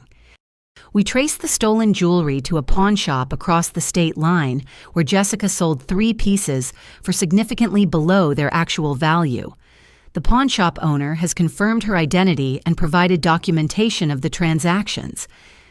She sold them. She sold the pearls and 1 ring, but she kept the antique bracelet and gave it to her daughter. We have photographs of her daughter wearing the stolen jewelry at public events, which provides clear evidence of the theft. Detective Martinez explained that Jessica's disposal of the stolen jewelry demonstrated consciousness of guilt and intent to permanently deprive my family of the property which elevated the charges from simple theft to more serious felony charges. We also discovered that she had been researching estate planning procedures and inheritance laws, specifically looking for ways to challenge wills and exclude family members from inheritances. Her internet search history shows months of research into legal strategies for disinheriting relatives. The investigation had also revealed the technology-based aspects of Jessica's harassment campaign. We found spyware on Sophie's phone that had been installed without her knowledge or consent. The software was sophisticated commercial-grade surveillance technology that gave Jessica access to Sophie's location messages, phone calls, and even her internet activity. How did she install spyware on Sophie's phone? She convinced your parents to authorize the installation by claiming it was a family safety app that would help them stay connected with Sophie when you were working. Your parents innocently allowed her to install what they thought was a legitimate family tracking application. The spyware revelation explained how Jessica had been able to coordinate her attacks with such precise timing. She had been monitoring our private communications and using that intelligence to plan her psychological assaults for maximum emotional damage. The spyware also recorded Sophie's phone conversations, including her emotional responses to the Christmas dinner exclusion, and her private conversations with friends about how the rejection had affected her. Jessica was essentially conducting electronic surveillance of a minor child for the purpose of psychological manipulation. Dr. Rodriguez rejoined our conversation after completing Sophie's interview, carrying a comprehensive assessment of the psychological impact of Jessica's harassment campaign. Sophie has shown remarkable resilience throughout this ordeal, Dr. Rodriguez reported. However, the systematic nature of the psychological abuse has created measurable trauma responses, including hypervigilance anxiety about family relationships and difficulty trusting adult authority figures. Will she recover fully from these effects? With appropriate support and counseling, yes. Sophie has strong coping mechanisms and a secure attachment with you that will help her heal from this experience. But the deliberate targeting of a minor child with systematic psychological manipulation represents serious criminal behavior that warrants significant legal consequences. Dr. Rodriguez explained that her evaluation would be included in the criminal case against Jessica, providing expert documentation of the harm caused by the harassment campaign and supporting enhanced charges for crimes against children. As we left the police station that afternoon, Sophie asked me a question that revealed her mature understanding of what we had been through. "Mom, do you think Aunt Jessica will ever understand why what she did was wrong? Or will she always believe that we deserve to be hurt?" I think Jessica has convinced herself that her actions were justified, and people who can rationalize hurting children are very resistant to accepting responsibility for their behavior. But Sophie, whether or not Jessica ever acknowledges what she did, you and I know the truth about who you are and what you deserve from the people who are supposed to love you. 3 weeks later, I sat in a courtroom watching Jessica face the consequences of her systematic campaign against my family. She had been arrested on multiple felony charges, including theft, fraud, elder abuse, stalking, and child endangerment related to the illegal surveillance of Sophie. The prosecution presented a comprehensive case documenting the scope and premeditation of Jessica's activities. The evidence included the stolen jewelry, the fraudulent legal documents, the spyware on Sophie's phone, the false professional complaints, and the psychological evaluation documenting the harm caused to Sophie.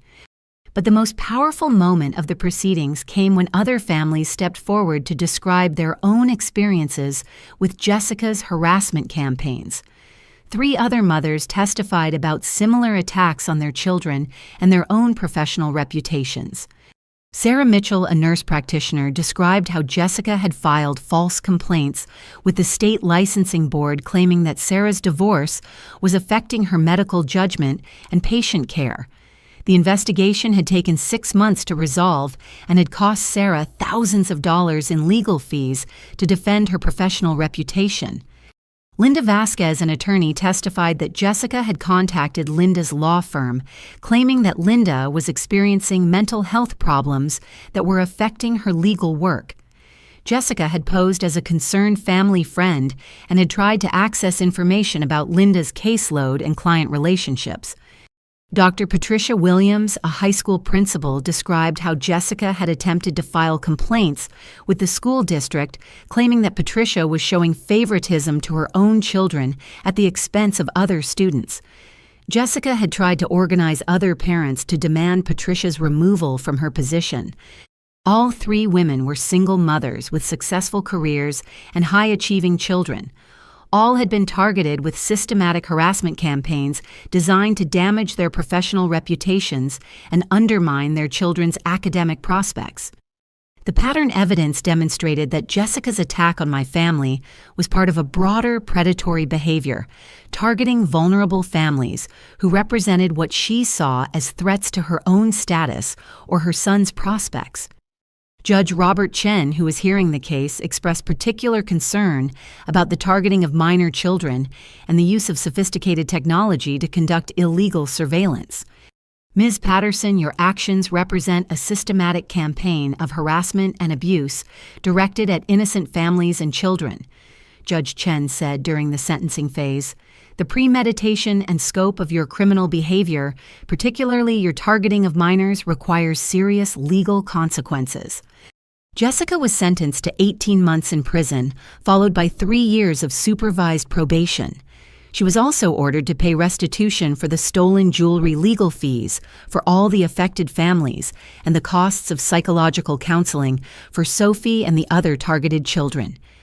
The judge also issued permanent restraining orders protecting Sophie, my parents, and me from any future contact with Jessica, and required her to participate in mandatory psychological evaluation and treatment as a condition of her probation.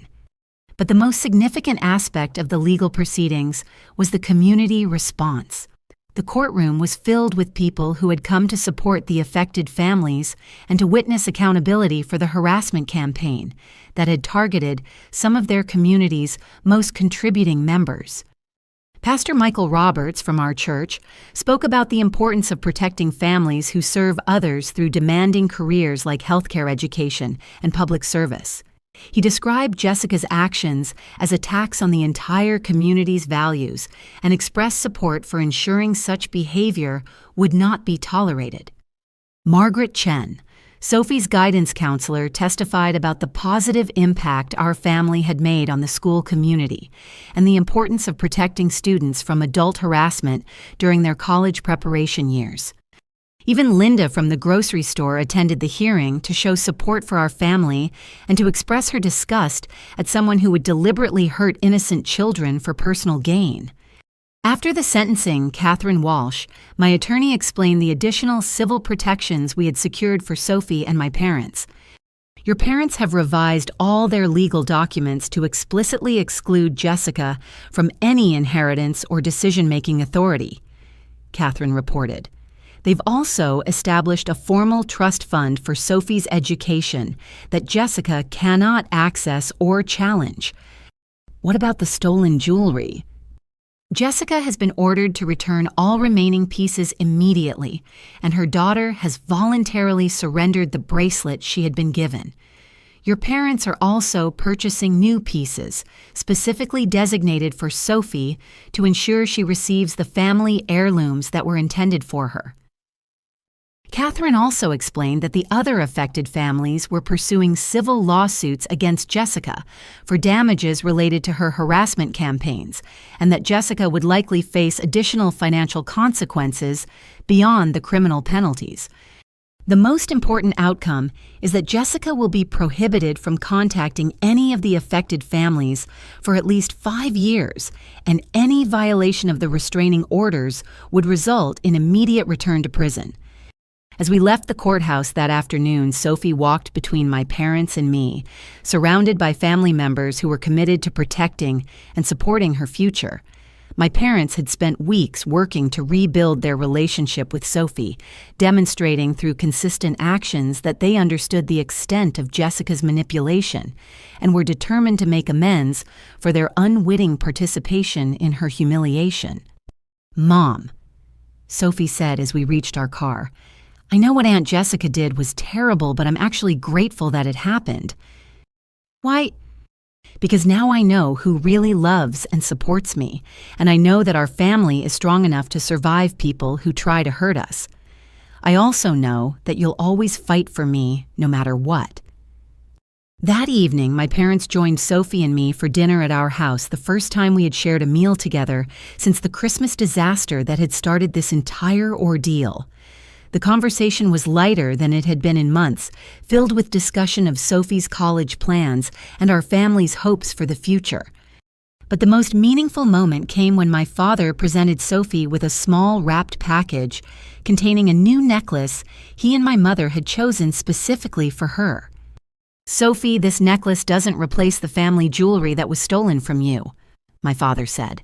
"But we wanted you to have something new that represents our commitment to supporting you and protecting you for the rest of your life.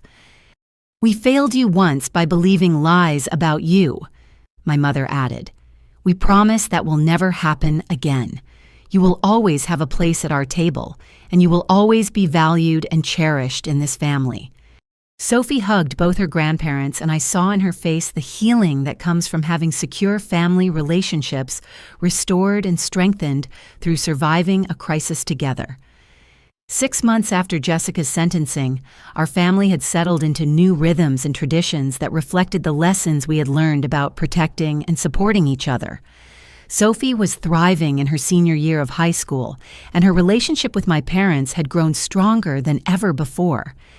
My parents had made remarkable efforts to demonstrate their commitment to rebuilding trust with Sophie. They attended every one of her school events, helped her with college preparation logistics, and established weekly traditions that ensured regular connection and communication. Every Sunday afternoon, Sophie visited my parents for what they called grandmother-granddaughter time, during which my mother taught Sophie family recipes, shared stories about previous generations, and helped Sophie understand her place in our family's longer history. My father had established grandfather-granddaughter projects, during which he and Sophie worked together on practical skills like car maintenance, home repair, and financial planning. These sessions gave Sophie practical knowledge for independent living while strengthening their personal bond through shared activities. Most significantly, my parents had taken formal legal steps to ensure that Sophie's place in our family could never again be threatened by manipulation or fraud. They had revised their wills to designate Sophie as the primary beneficiary of their estate, established an educational trust fund exclusively for her college and graduate school expenses, and created legal documentation that protected her inheritance rights from any future family disputes. Sophie. My father said during one of our Sunday dinners, "Your grandmother and I want you to understand that you are not just our granddaughter by blood. You are our chosen heir, our representative to future generations, and the person we trust to carry on our family's values and traditions." But the most extraordinary development was my parents' decision to formally adopt Sophie through a special legal process that would make her their legal granddaughter as well as their biological one. "We want to ensure that no one can ever again question Sophie's place in this family or her right to inherit from us," my mother explained. "This adoption process creates additional legal protections that go beyond normal inheritance rights. The adoption process required court approval and psychological evaluations to ensure that it was in Sophie's best interests. Dr. Rodriguez, who had conducted Sophie's initial trauma assessment, supervised the evaluation and confirmed that the formal adoption would provide additional emotional security for Sophie while strengthening family bonds. This type of grandparent adoption is unusual, but given the circumstances of Jessica's attack on Sophie's family standing, it represents an appropriate protective measure, Dr. Rodriguez reported to the court. Sophie will benefit from the additional legal recognition of her place in the family structure. The adoption hearing took place on a sunny Thursday afternoon in family court, with Sophie dressed in the same outfit she had worn to her high school awards ceremony the previous month. Judge Martinez, who had handled Jessica's criminal case, presided over the adoption proceedings. "Sophie, do you understand that this adoption process will make your grandparents your legal guardians, as well as your biological relatives?" Judge Martinez asked. "Yes, Your Honor, and I understand that it means I'll always have legal protection and family support no matter what happens in the future." "Mr. and Mrs. Patterson, do you understand that this adoption creates permanent legal responsibilities for Sophie's welfare and gives her irrevocable inheritance rights?"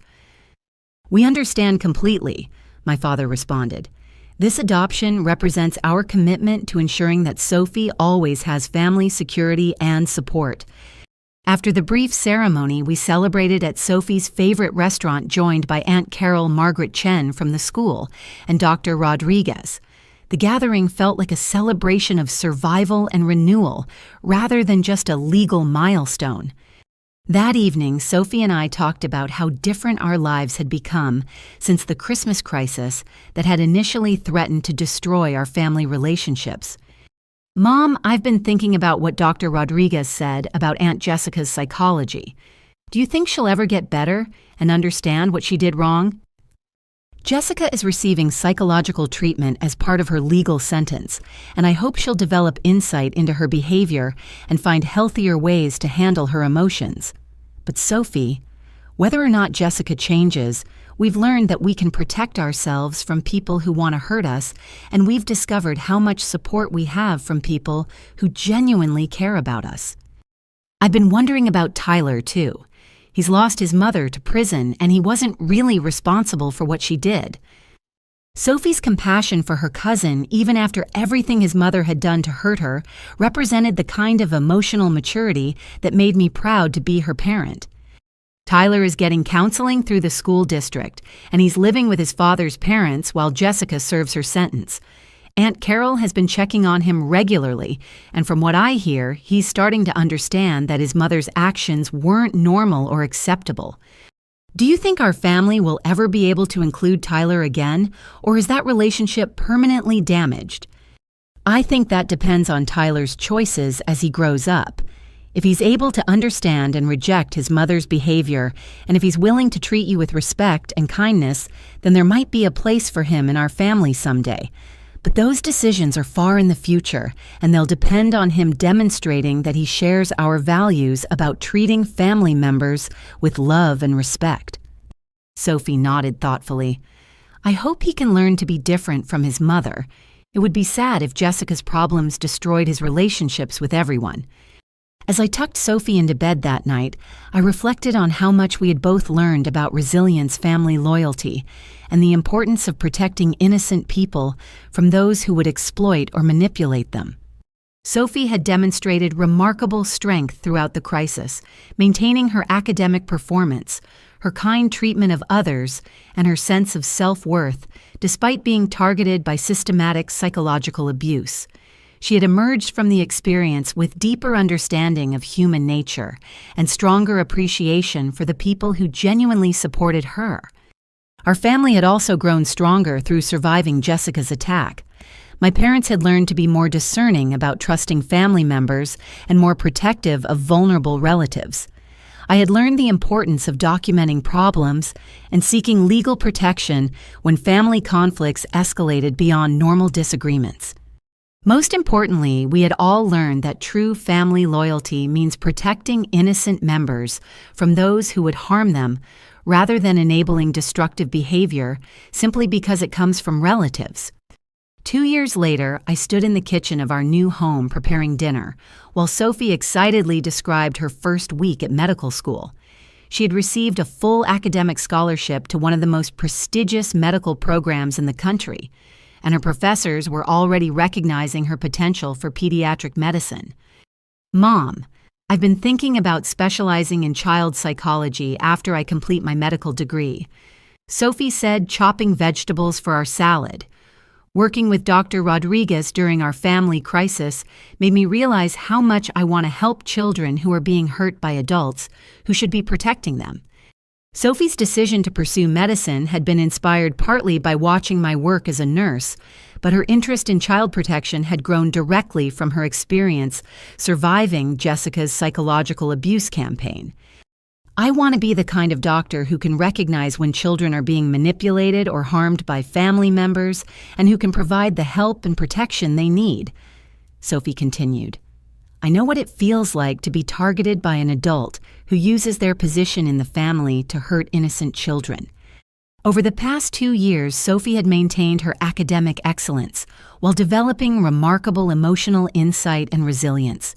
She had volunteered with organizations supporting children from troubled families, and she had even testified before the state legislature about the need for stronger protections against psychological abuse of minors. My parents had become Sophie's most devoted supporters and advocates attending her high school graduation, helping her move into her college dormitory and celebrating every milestone in her academic journey. The legal adoption had provided additional security, but more importantly, their consistent actions had demonstrated their unwavering commitment to supporting her success. "Your grandparents called this afternoon," I told Sophie. "They want to take you shopping for medical school supplies this weekend, and they're planning a celebration dinner for your entire class year." "I love how they've become my biggest cheerleaders," Sophie laughed. "Grandfather actually understands my organic chemistry homework better than I do sometimes." My father had discovered a talent for helping Sophie with her science coursework, and my mother had become expert at providing emotional support during the stressful periods of medical school preparation. Their relationship with Sophie had grown into something deeper and more meaningful than typical grandparent connections. The legal protections we had established for Sophie had also proven wise investments. The trust fund my parents had created for her education was covering all her medical school expenses, ensuring that she would graduate debt-free and able to choose her medical specialty based on passion rather than financial necessity. My own career had flourished in the aftermath of Jessica's failed sabotage attempts.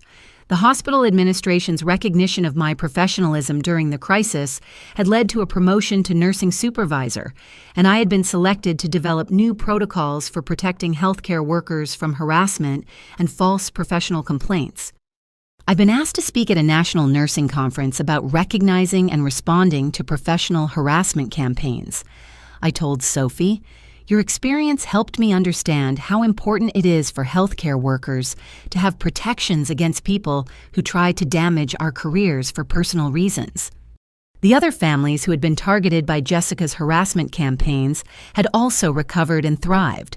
Sarah Mitchell had been promoted to chief nurse practitioner at her clinic. Linda Vasquez had opened her own successful law practice. Dr. Patricia Williams had been selected as district superintendent of schools. Jessica's attempts to destroy these accomplished women had instead strengthened their resolve and enhanced their professional reputations. Jessica herself had completed her prison sentence and was living in a supervised halfway house while participating in mandatory psychological treatment.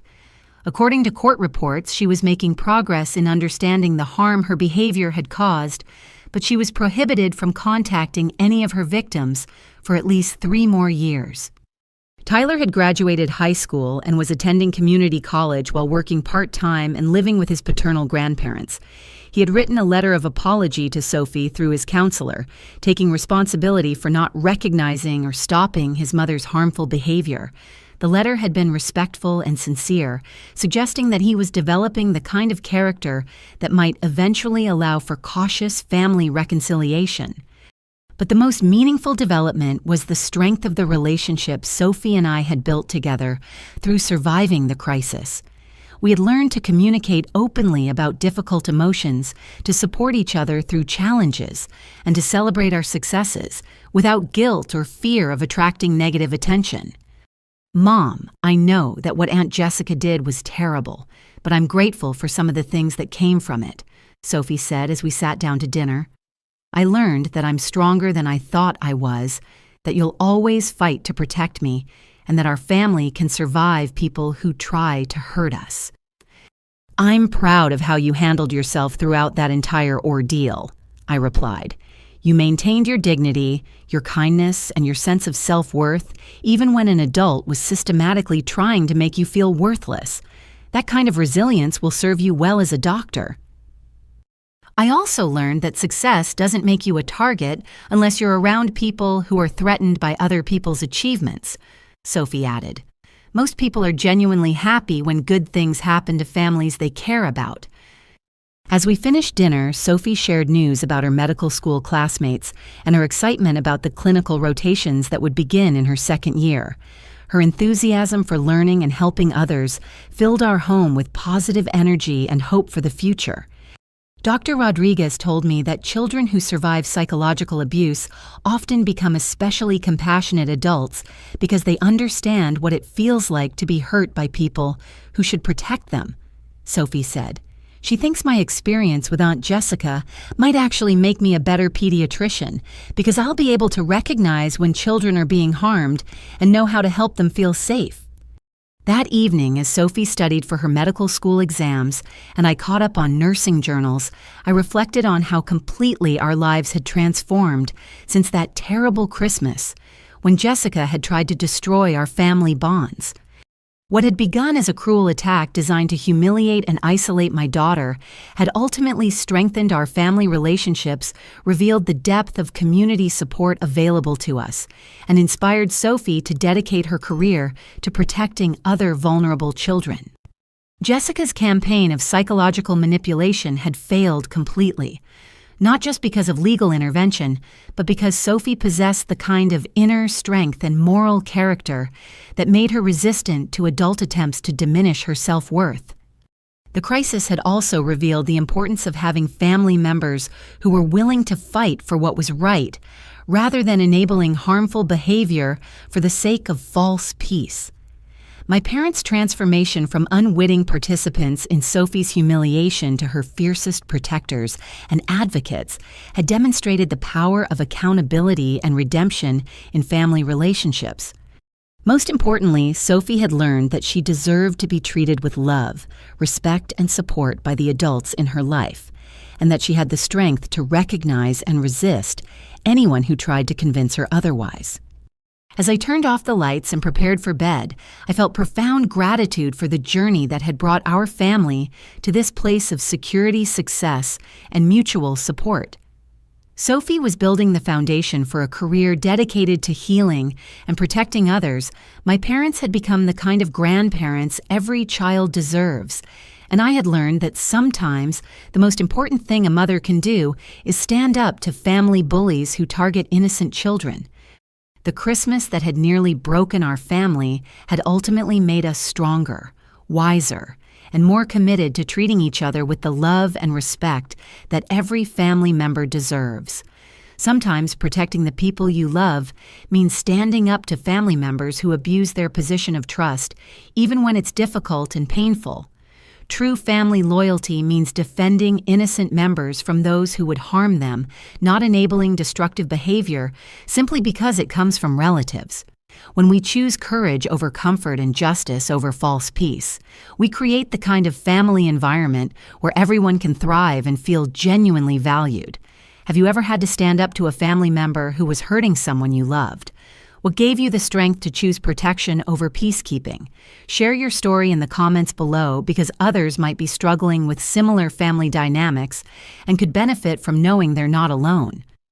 If this story resonated with you, please like this video to help it reach other families who might need encouragement to protect their children from family manipulation. Don't forget to subscribe for more stories about overcoming family challenges and building stronger relationships through accountability and love.